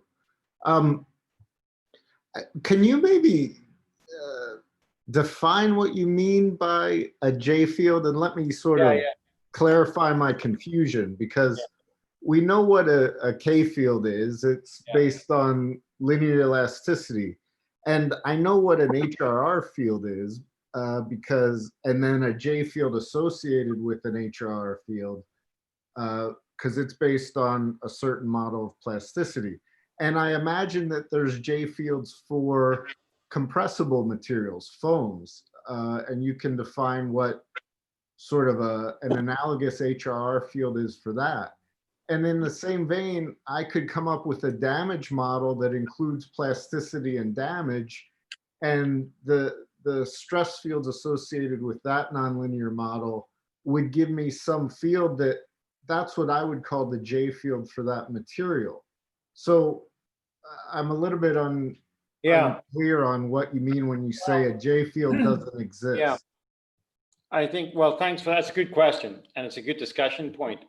I mean, you're right in all aspects. It's easy in a sense to define J fields if you're thinking of a conventional metal, which HRR applies, or if you do what Pan and Rice then did for a porous solid, you can extend that out. If you've got a Gerson solid, I guess at issue is whether there's a unique singular field. Okay. And the other issue is the size of that thing. Usually you think of the process zone being sitting inside a unique singular field. And these lattices, they've got cell sizes which could be several millimeters. Right.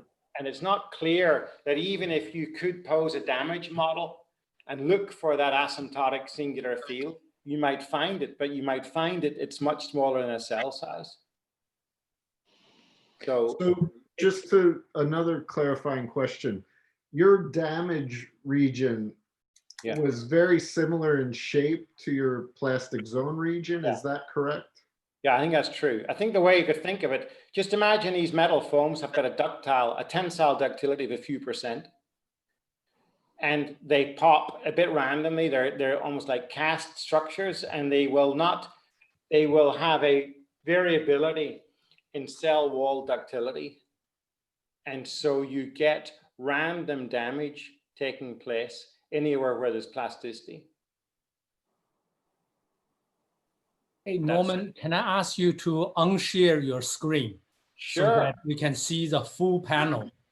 Yeah, that's good. I was looking at YouTube sorry, stream. Thank you for that. All right, good. Go ahead. Sorry. I had just said Amelia would go on after Chad, and then maybe Yeah, because I don't have this raise the hand button, so I have to physically raise my hand. But should I go ahead or? So Norman, thank you for the wonderful talk. I have a question about the last portion of your talk. When you have the dual or two phases, at least one of the phase is topologically percolating, right? You have another one probably also percolating. But you could also have the just the one phase is percolating. Now that's the microstructure is at the micron or millimeter in length. Now imagine you decrease the feature size of the structure or the this architecture. The limiting case will be if you shrink to the molecular level. Now, people are mixing different materials at different structures or properties. For example, like Jigang and many others, mixing two different polymers with long chain and short chain, right? Then you can achieve a tremendous toughening of this mixture of the two materials at molecular scale. Now, if you go from the micro scale down to the molecular scale, do you expect to see a change of the toughening mechanism, or is there any more unified understanding of this? That's a good question. I think you could envisage rubber, two interpenetrating rubber-like lattices, and on a macro scale or on a molecular scale. And I don't know if they're going to be very different or not, but it's a good question to ask, because you will get, as long as the thing which you get at the molecular scale are large strains to failure. So you can get these large deformations, and that changes the world a lot. So you can get, I'll give you an example. You know, we've tested rubber of low stiffness rubber, and you do see crystallization at the crack tip, and you see branching of the cracks at the crack tip rather than cracks growing straight ahead. So this is a large strain effect. And I think you would get something similar if you commingled two interpenetrating rubber-like lattices. I don't think you need to be at them. I don't see why a molecular length scale is needed, but I don't know. I mean, it's good. It's a discussion point rather than something I can answer immediately. Amelia?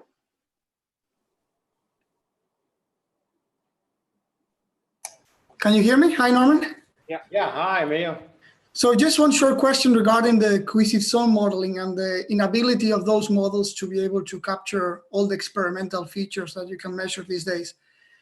I was wondering, I have experience when using the Schur-Needleman model in the past, that because you cannot control, so to say, the stiffness of the initial stiffness of the traction separation law, that sometimes I had to fit an experiment, and the values of the fracture energy or the cohesive strength that came out of that fitting procedure will provide with some low stiffness at the beginning of the traction separation law, and that will imply that there was some initial compliance, artificial compliance before damage started. So my question would be, could it be possible that maybe by playing also with the shape of the traction separation law, one would be able to capture all the features observed in experiments?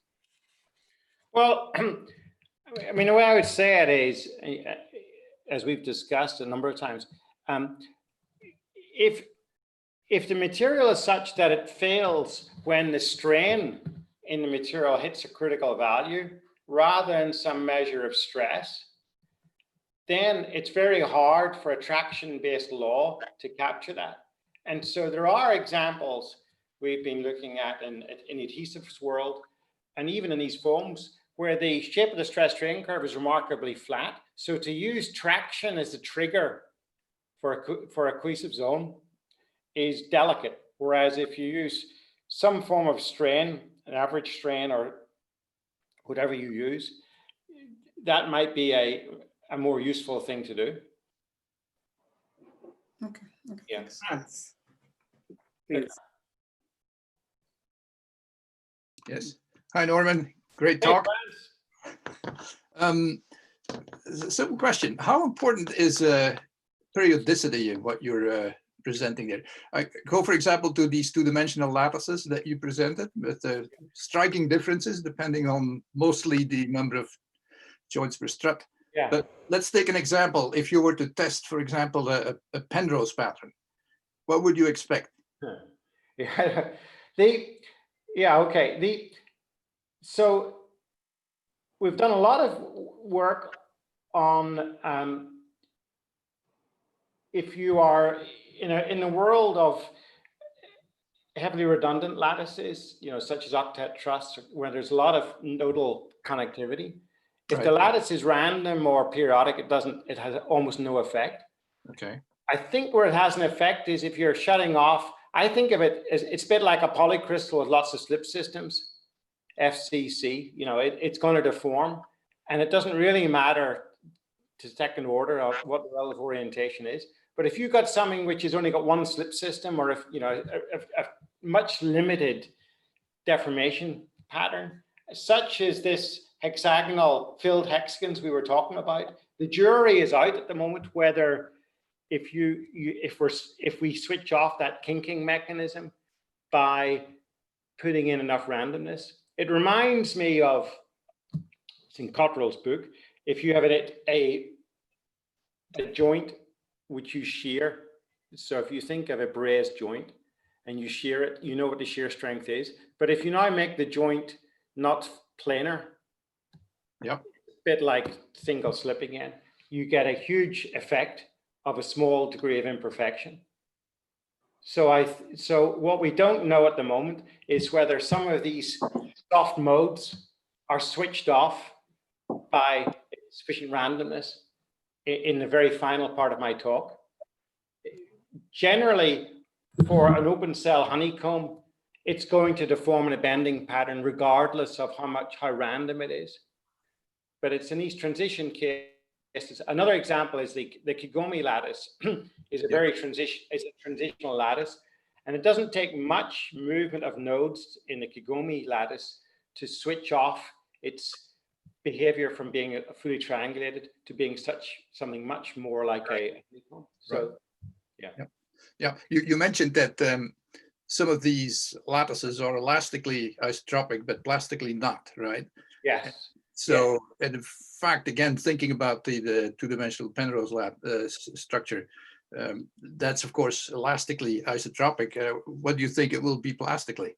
Yeah, that's a good question. Don't know. I'm going to bet that it's isotropic. Yeah. Thank you. Okay, thank you. Norman, good morning, good afternoon. This is Greg. So, hey, Greg. I enjoyed the talk very much, and I would like to follow up on Chad's question about J fields.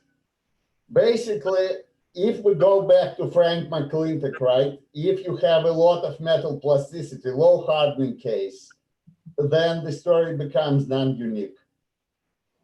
I agree with you on the composites with bridging, that cohesive zone works fine.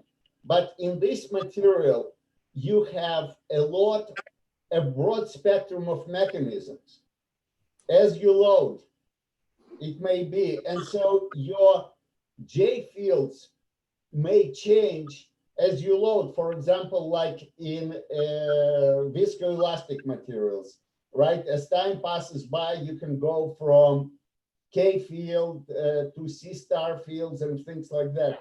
Is it, I mean, to me, it looks like a minefield to think about J's in materials with a broad spectrum of mechanisms. Yeah, good point, Greg. I mean, a related comment is sort of damage, right? If there's no damage, then if there's no growth of damage, you could think of a J field as being relevant. If you've got damage evolving with some threshold value for damage, then it's very hard, I think, to think of a unique J field. You could think of a J field in a fully damaged state, right? You know, so I mean, I agree with you, but that's sort of another way of saying it is, this is just another feature of trying to capture distributed fracture by a single parameter. And that's why I think some of these I think intrinsically, damage models have the virtue that they take you away from the stress-strain world to a world where toughness with some length scale becomes relevant. But the jury is out. What is the best way to do that? And the cohesive zone approach is nice and simple, but it might be right for some materials, not for other materials which are much more strain driven than traction driven. Okay. we're going to take one more question from Lee Quing, and then I want to move to the panel of 3 that I mentioned, and then we can, of course, come back to more questions from the audience. So please, Lee. Yeah, thank you, thank you, the chair. Thank you, Professor, for giving us this nice talk. So I have a question about one detail thing from your slide. So about the crack propagation. So I noticed that in your this is numerical modeling. So finite element prediction assume Gaussian model. So in this model, you set this beam. So you put the 2 points, contact points to support it. Then one loading point in the middle. Then you get this notch at the bottom to assume the tip of the crack. Then we see the crack propagation inside the beam. So I'm wondering, you know, in this model, you showed when the crack propagation, it's not just the propagation at the tip of the crack. Yeah. They also generate some damage zone. You call it a damage zone in the middle of the load, you know, in the middle of the beam, started at the loading point. So it's kind of a 2-direction cracking to meet together to generate the whole crack. So I also observed this kind of phenomena, similar phenomena from other testing. So I just wondering what kind of you know, condition to make crack just propagate along one tip, or what kind of condition could make the crack, you know, propagate from 2 sides that meet together to generate the entire crack? Thank you. Okay, were you talking about the aluminium foam experiments, or were you talking about the drilled holes? Which part of my talk the finite element prediction assume Gaussian model of volt nucleation and growth. Okay, yeah, okay, yeah. Yeah, I'm not quite sure how to answer this. I guess we've tried, Vikram and I spent a lot of time trying to ask the question, when do cracks want to stay as a single crack? Yeah. And when do you want to get distributed microcracking? Mm-hmm. And the only time we get distributed microcracking is if you have a randomness where you get local failure events, which then do not propagate. No, it's kind of obvious what I'm saying, but you'll get distributed damage whenever you get randomly remote sites where the stress or strain are not that large, but those sites will still pop, but they will not continue to grow or go back to the main crack. And if you have a more deterministic system, you will always quickly go to a single macroscopic crack, and any remote material from that will unload as the major crack moves through. So there's a strong propensity for a single macroscopic crack, unless you have a lot of random a distribution of strength, which is a large distribution of strength. Thank you, Norman. Yeah. So we have a panel, as I mentioned, of, you know, with some different skill sets. And Chris, maybe we start with you to talk a little bit about, so hearing from Norman's talk on these different types of microarchitectured materials, on manufacturing issues and where you feel the field is going in terms of the ability not only to manufacture complex materials, but also to manufacture at speed, maybe. So. Great, thank you, Vikram. Thank you for having me. It's an honor to be here, and a fantastic talk by Norman. Yeah, manufacturing goes hand in hand with architected materials if you want to realize these things in any way. And I think one of the reasons we've seen a lot more interest in the field the last 5 or 6 years, Norman alluded to, which is additive manufacturing. But of course, there are many ways you could fabricate these materials. Most of what you see in the literature are small scale samples coming from boutique processes out of research labs. And I think the real grand challenge is, how do we take these remarkably unique structures and both fabricate them, but fabricate them at scale with high throughput and at a reasonable enough cost that they could actually be used. So the complex geometry is obviously key to the functionality of these materials and structures. And that's where additive and advanced manufacturing really shine. However, everything you've seen today, or a lot of what you've seen in the literature and in design, tend to be ideal structures. And manufacturing, of course, is where you introduce defects, uncertainty, and all the sorts of things that make these materials fail prematurely.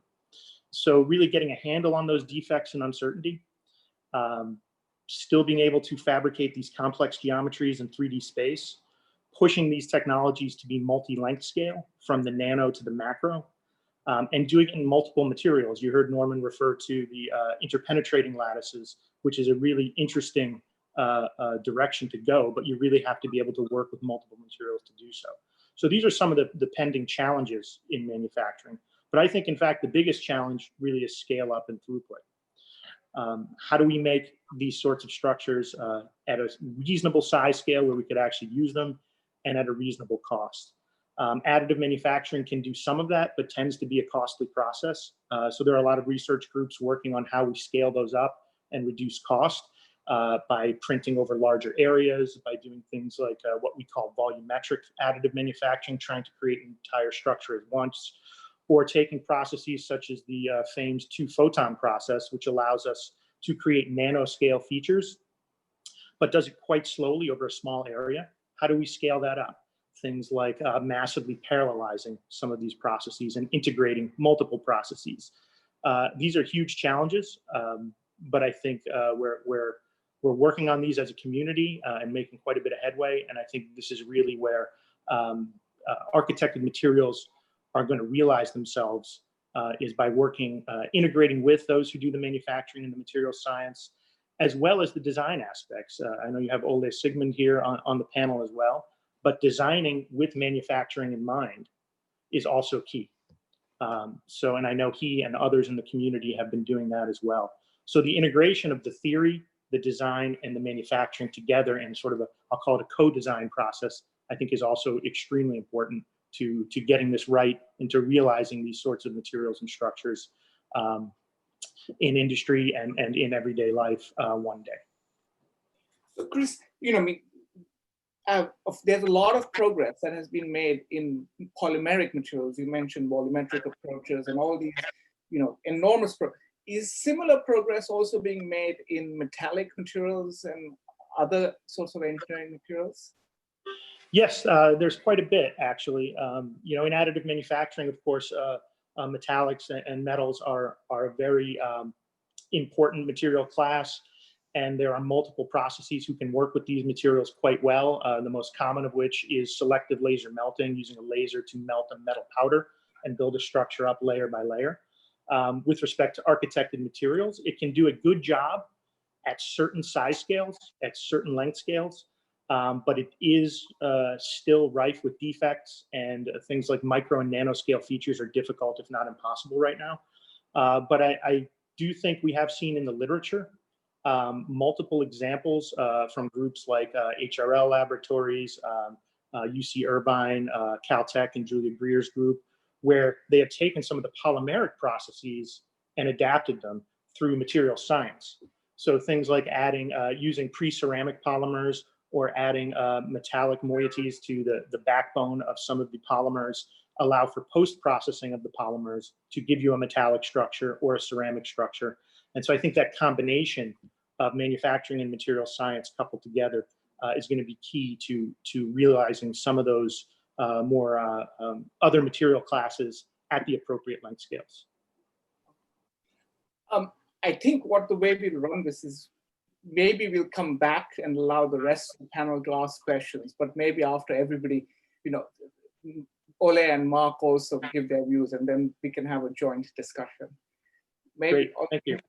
Since Chris had mentioned things on optimization, etc., maybe you can take over and give your views on. Hey, Vikram, thank you very much. And thank you so much to Norman for a beautiful talk. I have a whole list of good design problems that are noted here. I had actually not planned to say a lot here, but had planned actually to discuss a little bit more with Norman maybe. But let me just start with the optimization part, because there's a big community of structural optimization where we work with topology optimization, shape optimization, and all kinds of other stuff. We do quite advanced stuff with geometrical nonlinearities, material nonlinearities, large scale, small scale, material design, structural design. We even do sort of interface design, where you showed a nice example where you had the truss structure that was covered with graphene, and you could burn away the internal structure. And we can actually design for this stuff. And we include manufacturing constraints, as Chris also mentioned. So we are at a pretty advanced state of the art, I would say.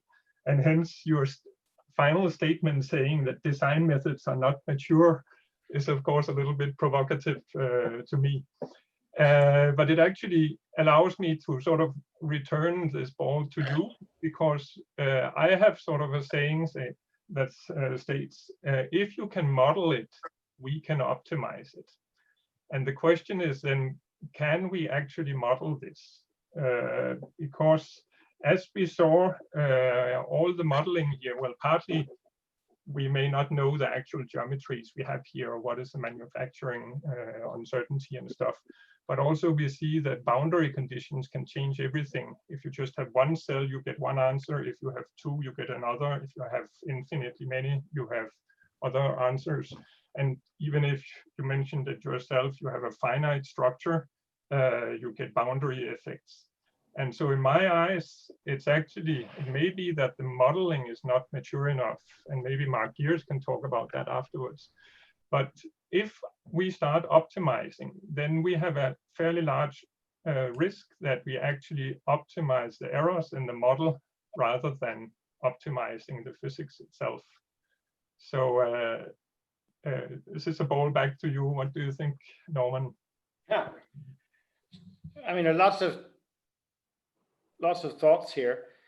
It's partly to do with what are you modeling. So let me say this: if you're making a part by SLS, for example, then the heat input is critical and the thermal history is critical, and so there's a definite scientific challenge there in how do you arrange your heat input in order to make the part that's got minimal residual stress and minimal cracking.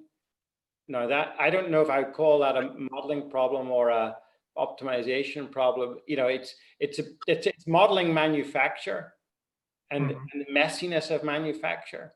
And it seems to me that's certainly needed. So I mean, that to me needs coupling between the people who are making the machines and are instrumenting the machines and are making measurements before. I mean, only in one sense, it's like saying, how can we optimize if we don't know what the main underlying physics is? I guess that's yeah, exactly. Yeah. Yeah. So it's actually dangerous to optimize too much. Yeah. Because you may be optimizing something that's not physical. Yeah. So actually, Chris, I wanted to ask Chris, the sort of related question is, in alloy, you know, people are talking about alloy design for SLS and for other additive manufacture. And I don't know if they're just doing it to raise money by saying that the sweet spot of material composition and heat treatment for additive is different from you'd expect it to be from a cast alloy or a forged alloy. Because it seems to me SLS is not so different from a lot of welding and other casting processes. So I guess my question is, are the alloys which are most successful for SLS, is there a need to develop new alloy types? So that's a great question, Norman. Most people would argue that there is, although there are some people who say we should be able to just work with the existing alloys. I do think there is advantage to alloy design for additive manufacturing. While it is similar in many ways to welding and other processes, I think you really hit the nail on the head earlier when you mentioned the thermal conditions and the thermal boundary conditions are really what delineates these processes from each other. In selective laser melting, you have this very small laser spot, and you have extremely rapid heating and cooling. And those heating and cooling rates can be upwards of 10,000 C per second. Which give you very different microstructure, very different performance of material. Now, can you actually leverage that by controlling process parameters? Lots of folks are trying to do that as well. And I think that's the argument against new alloys, is can you vary things like laser power, speed, beam shape to actually generate the properties you want through the process. The other way to maybe do that is with alloy design. So there are two different avenues, I think, toward the same end. Other things where additive is different than, say, welding, again, boils down to that thermal transport problem. If you're building in a bed of powder, you're a much more insulating material through which you have to dissipate the heat. Whereas in, say, a weld, in most cases, you have a large block of material. And those thermal differences are critical to the process. And every part is different in additive. It's really hard to say this part's going to work and this one isn't without doing an analysis of those thermal boundary conditions. Oftentimes in metal additive manufacturing, people build witness samples around the build plate. And they're typically tensile bars and things of this nature. And they say, okay, we sort of calibrated our process, we built our part. But there are those that would argue those tensile bars aren't that representative of the part itself, because they themselves had a different thermal boundary condition than the component being built. So it's a very complex problem. And again, I think you pinged on the right answer, which is modeling and simulation of the manufacturing process itself is key to really understanding this. And it's a very complex, multi-physics coupled problem to solve. But I think a lot of groups have pushed forward in that area and shown a lot of success in understanding the process. The other thing you mentioned that may allow us to use these processes without developing new alloys are in situ diagnostics. You mentioned machine developers. If we can understand the process through modeling and simulation, develop new machines with integrated sensing where we actually understand what the sensor is telling us, maybe another way to do this. We think about it at Livermore Lab in terms of qualification. Can we actually qualify the component as we build it, rather than have to do a lot of post-inspection and destructive evaluation? But it is an interesting question. Things like alloy design may allow you to have better surface finish on the part by changing, say, the surface tension of the melt pool. Things like that need to be considered as well. And I think the modeling and simulation can really help us understand where new alloys provide benefit as opposed to process parameter control and in situ diagnostics. Mm-hmm. So I think it's an open question, and there are two routes to getting high quality components. If I could make a comment on this, Chris, you know this work well at HRL, for example, where they looked at the aluminum alloys. You can modify the alloy a little bit. For example, they add little nanoparticles to influence the nucleation, and so that you get the desired microstructure. So you don't have to redesign the alloy necessarily, but you may have to change the processing in important ways. And to do that with appropriate modeling, of course, is very important. That's exactly right. And that was really excellent and remarkable work which allowed a material that is normally very difficult to process in additive manufacturing, aluminum alloys, by adding those nanoparticles, you can now do it. And again, that came from modeling and simulation, some machine learning, actually, I believe, was involved, data science and mining in order to come up with that concept. But these are the things that we need to explore to do that. But I think really the solution is going to be a combination. I don't think there's one path is necessarily going to win. In certain cases, modifications to the alloy, additives to the alloy, new alloys versus extreme control and understanding of process parameters through modeling and simulation, as well as in situ diagnostics, are all going to be part of the solution. Thank you, Chris and Norman. So Mark, you know, what we've been hearing a lot about sort of mechanical properties from Norman. What would be wonderful if you can sort of add to this by saying, of course, these materials have lots of interesting properties beyond mechanical properties, and people call them metamaterials. So, you know, if you could comment a little bit on this. Thank you, Vikram. And also thanks to Norman for his great talk. I think Norman already started at the beginning of his talk by saying if you combine different materials, different morphologies, and different length scales, then the world is wide open. And I think that's absolutely true. What Norman has focused on is basically on, I would call it mainly static mechanical properties. And obviously we could go beyond that and go into dynamical properties. And that includes both impact properties, which would be very much affected by the hierarchical structure that is to be considered. or really properties for wave mitigation. And that's typically what is being addressed in metamaterials. And in a way, maybe the way metamaterials are being made is perhaps very related to what Norman has also shown. And he has actually shown that he's actually looking for ways to control the deformation modes in his materials to increase the toughness. And in metamaterials, we're just not looking for deformation modes, but particularly mechanisms. And sometimes these mechanisms are truly in the deformation of the material and they form patterns. This is usually what we consider as the more like static materials. And the big advantage there is that you could switch between properties. And this is the ultimate goal as well, that in a certain state, it has maybe a low toughness or low stiffness. And in another state, it switches to a higher stiffness. That's what makes these materials attractive. Similarly, when we go into the dynamic properties and talking about wave mitigation, we know already that basically adding, well, again, mechanisms, but in that case, the mechanism is typically like a resonator, has a very strong impact on the waves that propagate through matter. And I think this is where, in the long term, the field is actually evolving, basically not just focusing on static properties anymore, but including the dynamic properties, and even going to multifunctional properties. I think the holy grail in the end is that with these hierarchical materials, we can basically embed actuators in the material such that the material can actuate through the structure by, for instance, applying a magnetic field to it. And of course, many groups are already working in that direction and making great developments. But ultimately, we hope that sooner or later, we, for instance, have developed an artificial muscle, which is going to be really an architectured material. It has to be. This is still maybe far-fetched, but this is actually where the field will maybe gradually evolve. And I think it all hinges on what Nodal said, combining materials, morphologies, and length scales. But we need to realize that the number of challenges ahead of us, they're still huge. Norman has shown one example of multi-material. I think the multi-material case is rather important to achieve anything that really goes into the direction I just mentioned.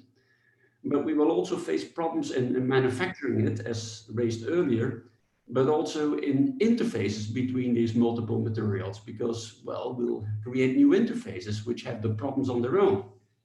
And basically doing this is going to be quite a great challenge. Another issue, which is important also for the optimization, I guess, is that as soon as we're going to use multiple materials and we use a particular manufacturing process, we know already in advance that we're going to inject internal stresses inside the structure. And there the trick is going to be, like in old times, to inject internal stresses in our hierarchical materials, which are beneficial, not detrimental, but which have the right sign. And that basically means that they oppose to the surface stresses as the material will be used later on. So there are lots of possibilities and options to really explore this field and do much more with it. But I think we'll have quite a lot of work to do before we really get there.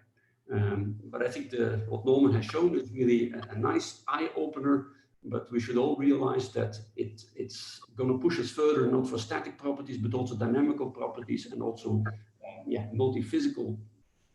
There's only one physics, of course, but multi-properties, which basically combine electrical magnetic fields together with the mechanics, because this is what you would typically need if you want to think on a material that is the actuator itself in a system. Thank you, Mark. I think that there were some questions left for Norman, but maybe I think there's been so much raised in the sort of the small sort of introduction given by the three panelists that I think it's best we keep the discussion going and open, and we'll see where it takes us. Really, that would be, I think, the appropriate thing to do.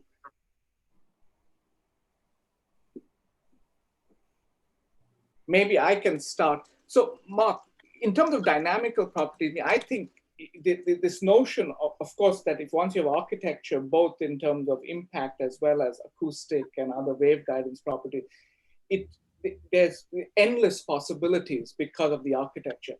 Where is the challenge? Is the challenge?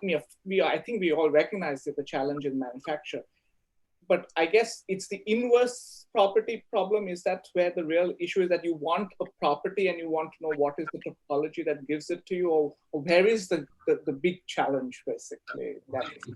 Of course, the inverse question is an important one, but as Chris said, I mean, it doesn't make sense to come up with a topology or a morphology which is not manufacturable. So I guess the real challenge is to try to look really for solutions, microarchitecture solutions, of which you know that you can possibly make them. And for that very reason, we also step off periodicity, a question that was asked earlier, because if you really want to make it periodic and you want to produce something in large bulk volumes, which is cheap, it becomes rather difficult to always keep it periodic.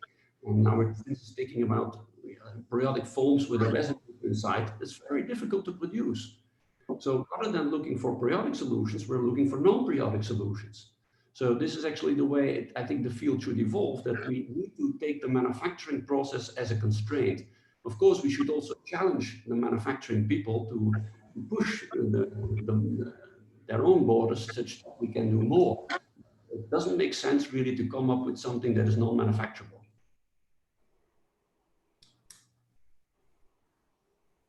Jigang wanted to react. Mark, so I definitely agree. We need to do something that can be manufactured, but we should also think about how rapidly this develops. Because like when I started doing optimization 25 years ago, everybody were laughing and saying, why do you do these negative Poisson's ratio structures? Why do you do two material negative thermal expansion and stuff? Because it can't be made. And actually virtually everything has been made by now. So we do need to put the carrot out in front of the manufacturing guys to show what can be made if we can dream. But that being said, I fully agree that we also need to have the manufacturing constraints in there. Jigang, you had some comment. Yeah. This is a question back to Norman. Norman, many years ago, maybe 30 years ago, you were at Harvard. I was a graduate student. You also taught me about polymer.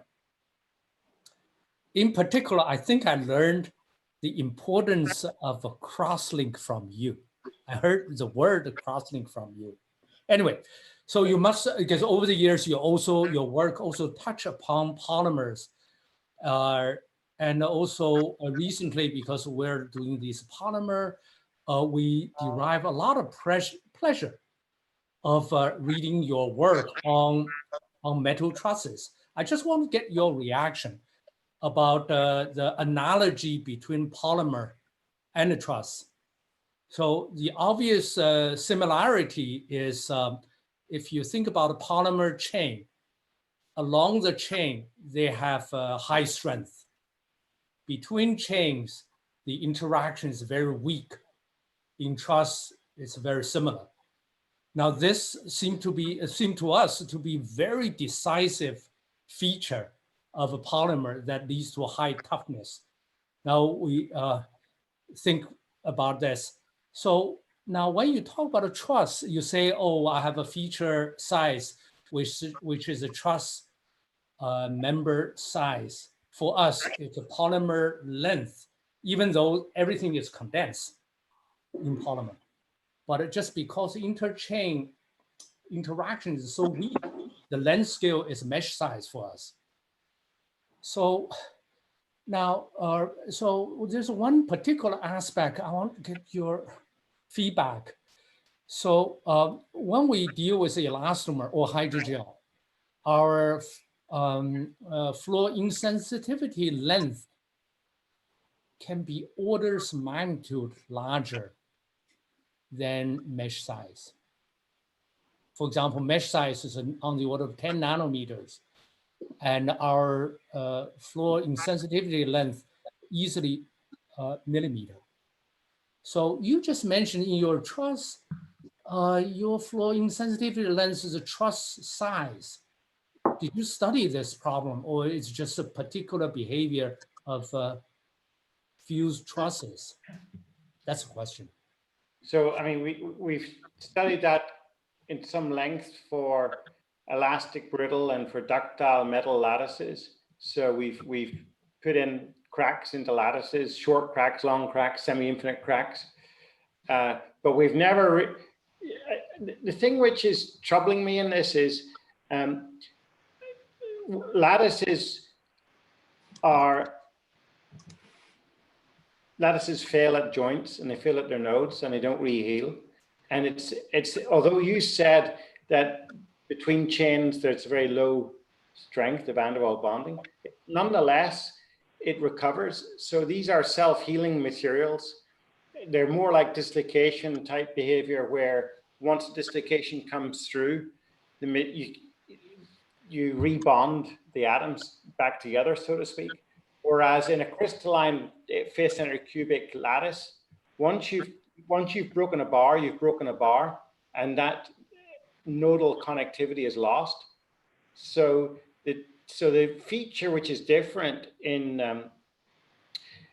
these lattices that we've been looking at is you don't heal in the same way that you can in a polymer. And that may be why you're getting much bigger dissipation and higher toughness values.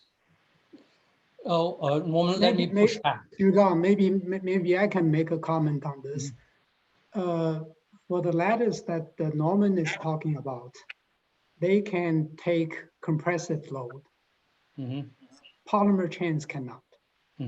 Yeah, sure. That may make a huge difference. Well, yeah, let me give you an example. We've been looking at, I didn't have time to talk about it, but we've done quite a lot of work on carbon nanotube fabrics, mats. And these are very strong bundles. They're strong and stiff along a bundle, but they cross-link and they have entanglement points. And it makes a big difference, and we've been modeling this, it makes a big difference how you model those entanglements. You know, if you allow sliding to take place, that's very different from having fixed points. So I think part of this is that the lattice is just one extreme, that a node stays a node, and you don't have extra dissipation that you would have in hydrogels. Yeah. So let me push back. So we wrote a paper. I sent that paper to you. Anyway, so now you're on spot. So the idea we're pushing around is I just want to get opinion of expert. Is what do we call elastic dissipator? I think this should happen in lattice. The picture is the following. So in our hydrogel, of course, the polymer chains are of different lengths. There are huge length difference. So just imagine if it's a crack tip chain has not been broken, but in the bulk, you break a lot of other chains just because they're shorter. So then you can get a lot of dissipation just by this elastic mechanism. I think in the truss, you should have the same thing. If you intentionally make weak truss elements off the crack plane, then you can dissipate enormous amount of energy. Gotcha. But the only, I think of the analogy of a long fiber composite. If you have a unidirectional composite and you break it and it's a deterministic strength, then a crack could just run straight through and give you a very low energy mode. Whereas if you've got a stochastic distribution of strength along the fibers, you get a lot of coolite. Yeah. So all I'm saying is we observe in the metal foams a dispersion in strength, but we don't observe high toughness because we don't have the pull-out mechanism. Yeah. So I think you need, as well as a stochastic distribution of strength, you have to have something after that that dissipates energy. Thank you. And I guess you've got that, and in the long fiber composite problem, you've got that, and it's pull-out. So you need some mechanism to dissipate energy. It's not just the fracture. It's not just random fracture ahead of the macroscopic crack. It's a subsequent dissipation. Okay, thank you. Can I add on this discussion? So I think it's at the relatively larger scale, for example, the truss scale, millimeter, micron scale. If you have this single phase or sometimes a double phase or more phases, then the failure essentially, for example, in terms of the energy dissipation, you need to break those bonds in the truss, being metallic bonds, if you are making a metallic truss structure, or if you, Jigang, you mentioned this is ceramics you printed. So you break the covalent bond in those materials. Those are high or primary bonds, right? So the bonding energies are high, but as Norm mentioned, that once you break those bonds, it's really hard to reform. For example, you need to melt the metals, or you heat a very high temperature and to reform those high primary bonds. Now at the molecular scale, those secondary bonds, for example, Zhigang mentioned the molecular chain bonding, they are essentially covalent bond, no, not essentially van der Waals bond, and sometimes in other, if you functionalize the surface of the molecules, you can have this hydrogen bond, right? A slightly higher, stronger, but still falling into this secondary bonding nature. So the bonding energy are low, but they are much easier to form. So as Norm mentioned, it's sort of like a self-heating nature of this, or it's just when you slide through between two chains, they naturally form, right? So one group form another bond with another neighboring group. So a single a functional group can form multiple these secondary bonds during this failure process. So you add it up, you dissipate a lot of energy. So this kind of a toughening mechanism, it's actually not existing if you have the larger scale material structure, like in millimeter and micro scale. And we also found that this smaller scale secondary bonding nature toughening mechanism occurs in other materials as well, if you play with this. So that could be something referring to my previous comment or question to Norman. So this length scale definitely plays some role over there to enable certain mechanism working in certain length scale, but it is not working primarily at another length scale.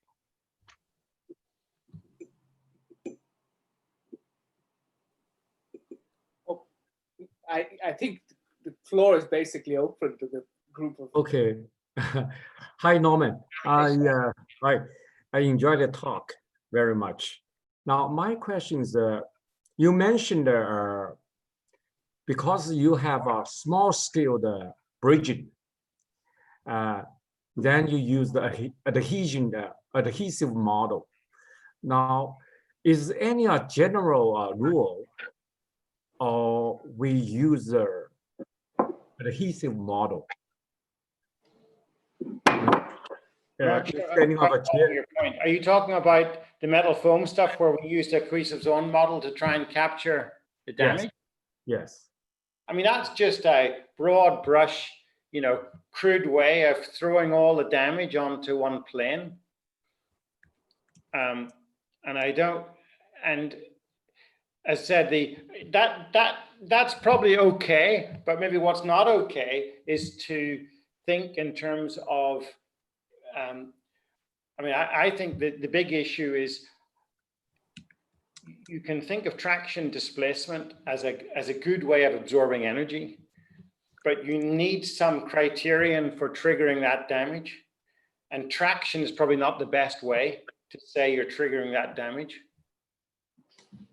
That's been what we've been worried about.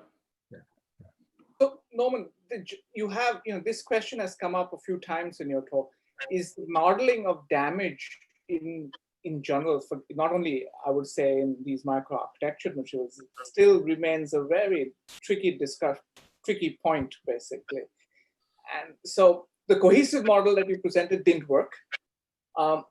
So what are you suggesting needs to be done? So just a normal continuum damage model with some regularizations, or what is it that needs to be done? I mean, probably yes is the answer. I think some length scaled, Mark Gears has done work in this area, presents a way of doing it. Anyway, that you have a criterion that's got, you need a length scale. Certainly once you've got damage formed, you need a length scale. I suppose the advantage of putting a length scale in for nucleating damage is obvious, that near a stress razor, it also doesn't immediately nucleate damage. So those are broad brush things. I guess what I'm not clear about myself is the experiments are now, I've got sufficient fidelity that we can do a good assessment of damage initiation and propagation in an experiment and compare that with models. Yeah. What I'm not clear about, I guess, is there much merit in doing micromechanical modeling, you know, or is that just a sterile activity to compare a damage model, which is homogenized, with an explicit calculation where you've got a physical picture of the damage? Excuse me, may I have another question? Sure. So, yeah, I would like to come back to Professor Suo and Professor Lee's discussion. So about the crack or fracture propagation. So sometimes it propagates along, along the tip of the crack, or sometimes it generates another crack inside the material when it gets some defect or the weak area or elements.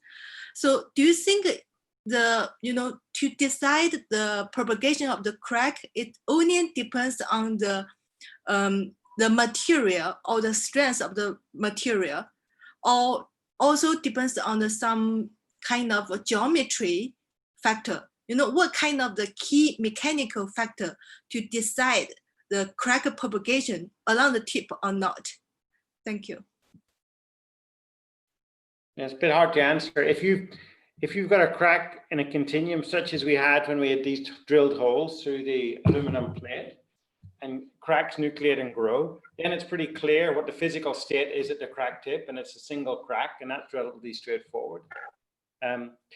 The whole area, I mean, it's sort of, I mean, a more general comment is, in a sense, Uli Sigmund might be the one to answer this, is at what point can you use, should you use continuum mechanics, and what point should you use structural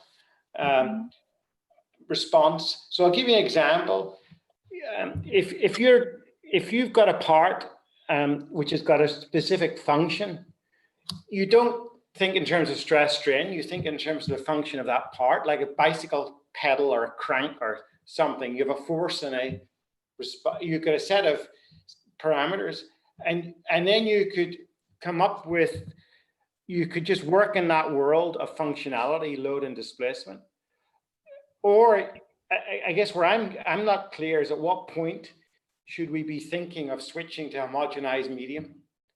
Because you will have this only in your simulations. You would have a load diffusing from a single point into a material, so to speak, and you can envisage, you start off of what looks like a crank or a rod and progressively evolves into a material.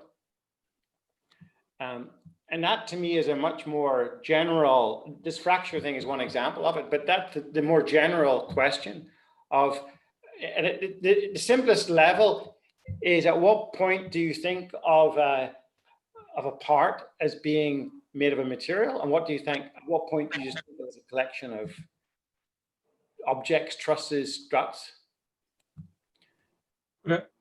I could follow up on that. So Norman, you sort of served the ball there. Yeah. So definitely we have been talking about materials here, and sort of at least statistically homogeneous materials here, and they have some crack propagation properties and stuff.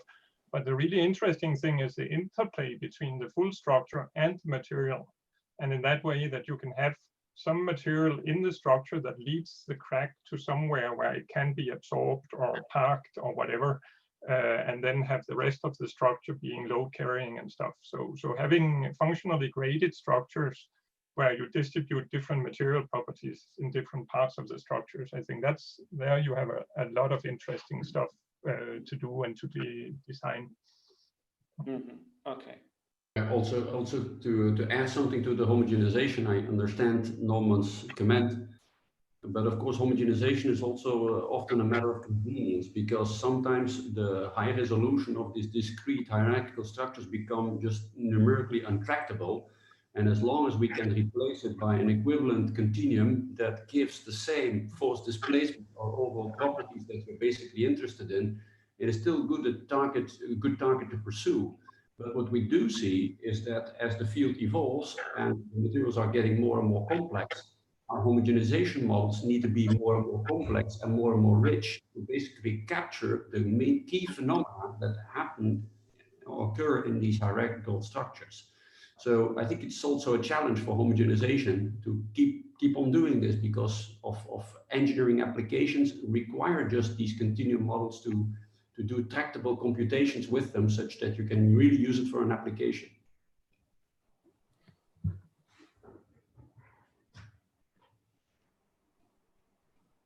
May I see a little bit?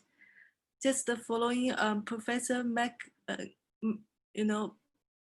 comments. So here, yeah, homogeneous, definitely, the material is homogeneous or not, or it is kind of heterogeneous, or what degree of the heterogeneous definitely could affect on the crack propagated along the tip or not.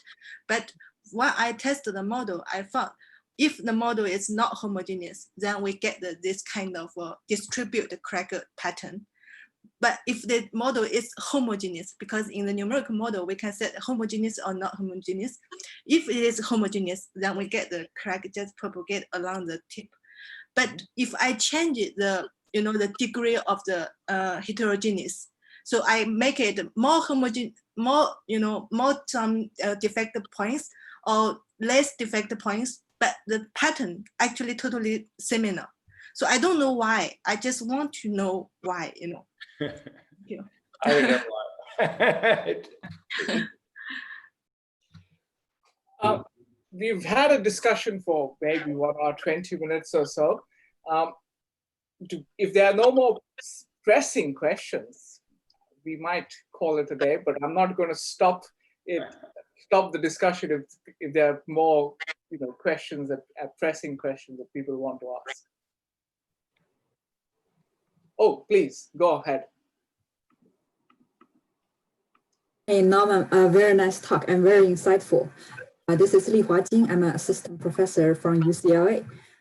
Previously, I had 2 questions, but I think Chris sort of already answered 1 question, unless you also have more things to add. Yeah, mainly I want to ask about the mass production of those lattice material, because in the old day, it was very challenging to produce those materials. But now with the development of advanced manufacturing technology, now we have already seen some even daily life application, like Adidas produce those shoe soles. So I want to also see the future. So how you envision those additive manufacturing can bring mass production of those lattice material with extraordinary properties. So the second question, which was also discussed a lot in Katia Batodi's talk. So because for great scientists, you have very good intuition and you look into very interesting structures.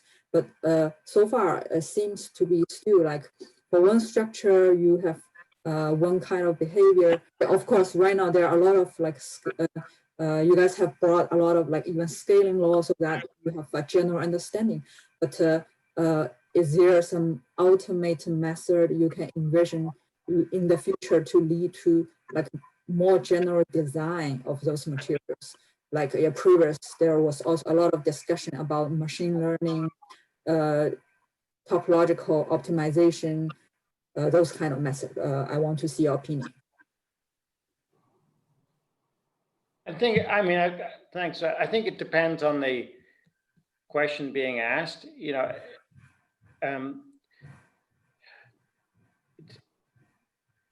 I think from the lattices point of view, you get a lot of insight by just analyzing some generic types of lattice. If you've got a particular function in mind and are asking the inverse problem, what's the best lattice and what's the best way of varying density? The topology optimization stuff that Uli's been leading, is a good way to go for that. I think where the new physics are this way of just thinking beyond single lattice material, interpenetrating lattices on whatever length scale. That's clearly an area where there's lots more to be done. So I'm not sure if I've quite answered your question. the machine learning stuff requires a lot of data, and I don't want to make myself unemployed, because it seems to me that you want to still have nice physical insights and physical models, ways to steer thinking. So even if the machine learning, if there was enough data to give you an AI type of approach, that's fine. But I don't think it would make redundant the notion of having physical guidelines to be creative at the human level. Now, I don't know if Chris could answer the first question. There's this issue about mass production, and you know, because a big issue I think for additive manufacture is you know, who in their right mind would build, I was going to say, who in their right mind would build any aircraft at the moment, but if you're certainly to do one by additive manufacture in a drip by drip, you know, drop by drop way, that doesn't make sense. So do you have a perspective on large scale cheap manufacture? Yeah, yeah, I do. So first of all, I think there are two approaches. One is to use additive manufacturing to prove concepts and to do things like form and fit and function tests. And then once you've designed and proven out the material and the structure, you can then search for a more cost-effective, high throughput method to fabricate that material or structure. Things like injection molding, casting's been mentioned, and such. Those can be very costly to set up the tooling and so forth. But if you're going to mass produce in large quantity, that cost may be justified. The other approach is to simply advance the additive manufacturing processes themselves. And that is challenging, but I think tractable in some ways. You do see large companies like GE using additive manufacturing for part numbers on the order of tens of thousands to even hundreds of thousands right now. And even in today's COVID-19 world, we've helped and worked with some additive manufacturing companies to do things like produce mass quantities of nasal swabs. But most of the additive manufacturing community, when they focus on throughput, they look at things, say in metals, like let's add another laser to the system. That's a linear scale up of the system. I think we really need to think differently and look for order of magnitude changes. Like how do we get rid of the single point laser itself and shine an entire image into the metal? And this is why we've looked at the volumetric approaches. Can we move from one-dimensional unit operators like laser points, nozzles, single droplets, like you mentioned, up the scale to two-dimensional, even three-dimensional unit operations in these remarkable manufacturing processes, which have this amazing geometric flexibility. So really two approaches. One is improve the additive manufacturing processes and really try and have some breakthroughs there. But simultaneously, once we prove out a material or an architected material, can we find a less expensive, more scalable manufacturing process for that specific structure? So I'd say those are the two tracks you could take. And I also want to respond real quickly to something Ole said much earlier, that they need to dangle a carrot in front of the manufacturing people. And I encourage everyone to do that. I think that's exactly right. Ole has done this to me several times. I don't think I've delivered yet, but we're working on it. But including manufacturing constraints is key, but pushing the manufacturing community toward the right challenges is also important. So that's where input from the architected materials community and the design community are really key. Well, then I have one more question. So compare with additive manufacture, like those well-designed periodic microarchitecture material. Compare those with some natural material or even some material like foam we can easily manufacture right now. So for example, like foam, we use it as energy dissipation material. But do you see any room to further improve it by like more periodic and better design of architecture materials? Well, I guess I showed early on in my talk that for the same relative density, you can do much better by an octet truss lattice than for a metal foam, which has got a lower nodal connectivity. So there's certainly certain mechanical properties are sensitive to microstructure and topology, and foams just give you what you've got. I mean, nature does not do a very good job of making stiff, strong objects. nature often goes the other way. You know, even a bone is a cellular material, and the absolute engineering properties are poor. It's not for those reasons. Nature often doesn't need very high stiffness and strength. Birds' nests are incredibly compliant, so you want a structure that's got different functionality. So so I guess it just depends what the design requirement is. But so that's for like modulus and strengths. But how about energy dissipation? Like well, for foam, yeah, you got a plateau kind of stress strain curve. As I showed earlier, the metal lattices can have much higher energy absorption than a metal foam. What the jury is out, in all honesty, if I want to say what is the best architecture for a tough two-phase lattice, I don't know what that is. But that's something for Qigong to do. All right. Yes, please. Oh, I really need to do something on the spot? No. All right. So Vikram, thank you very much. One last question, and then we're going to end it. Okay. Yeah. Sorry, I may have the last question. Hi, Professor Fleck. Very, very great talk. So in your talk, you mostly talk about the fracture toughness of the truss or form structures. So my question is, do people usually care about the fatigue property of such structures?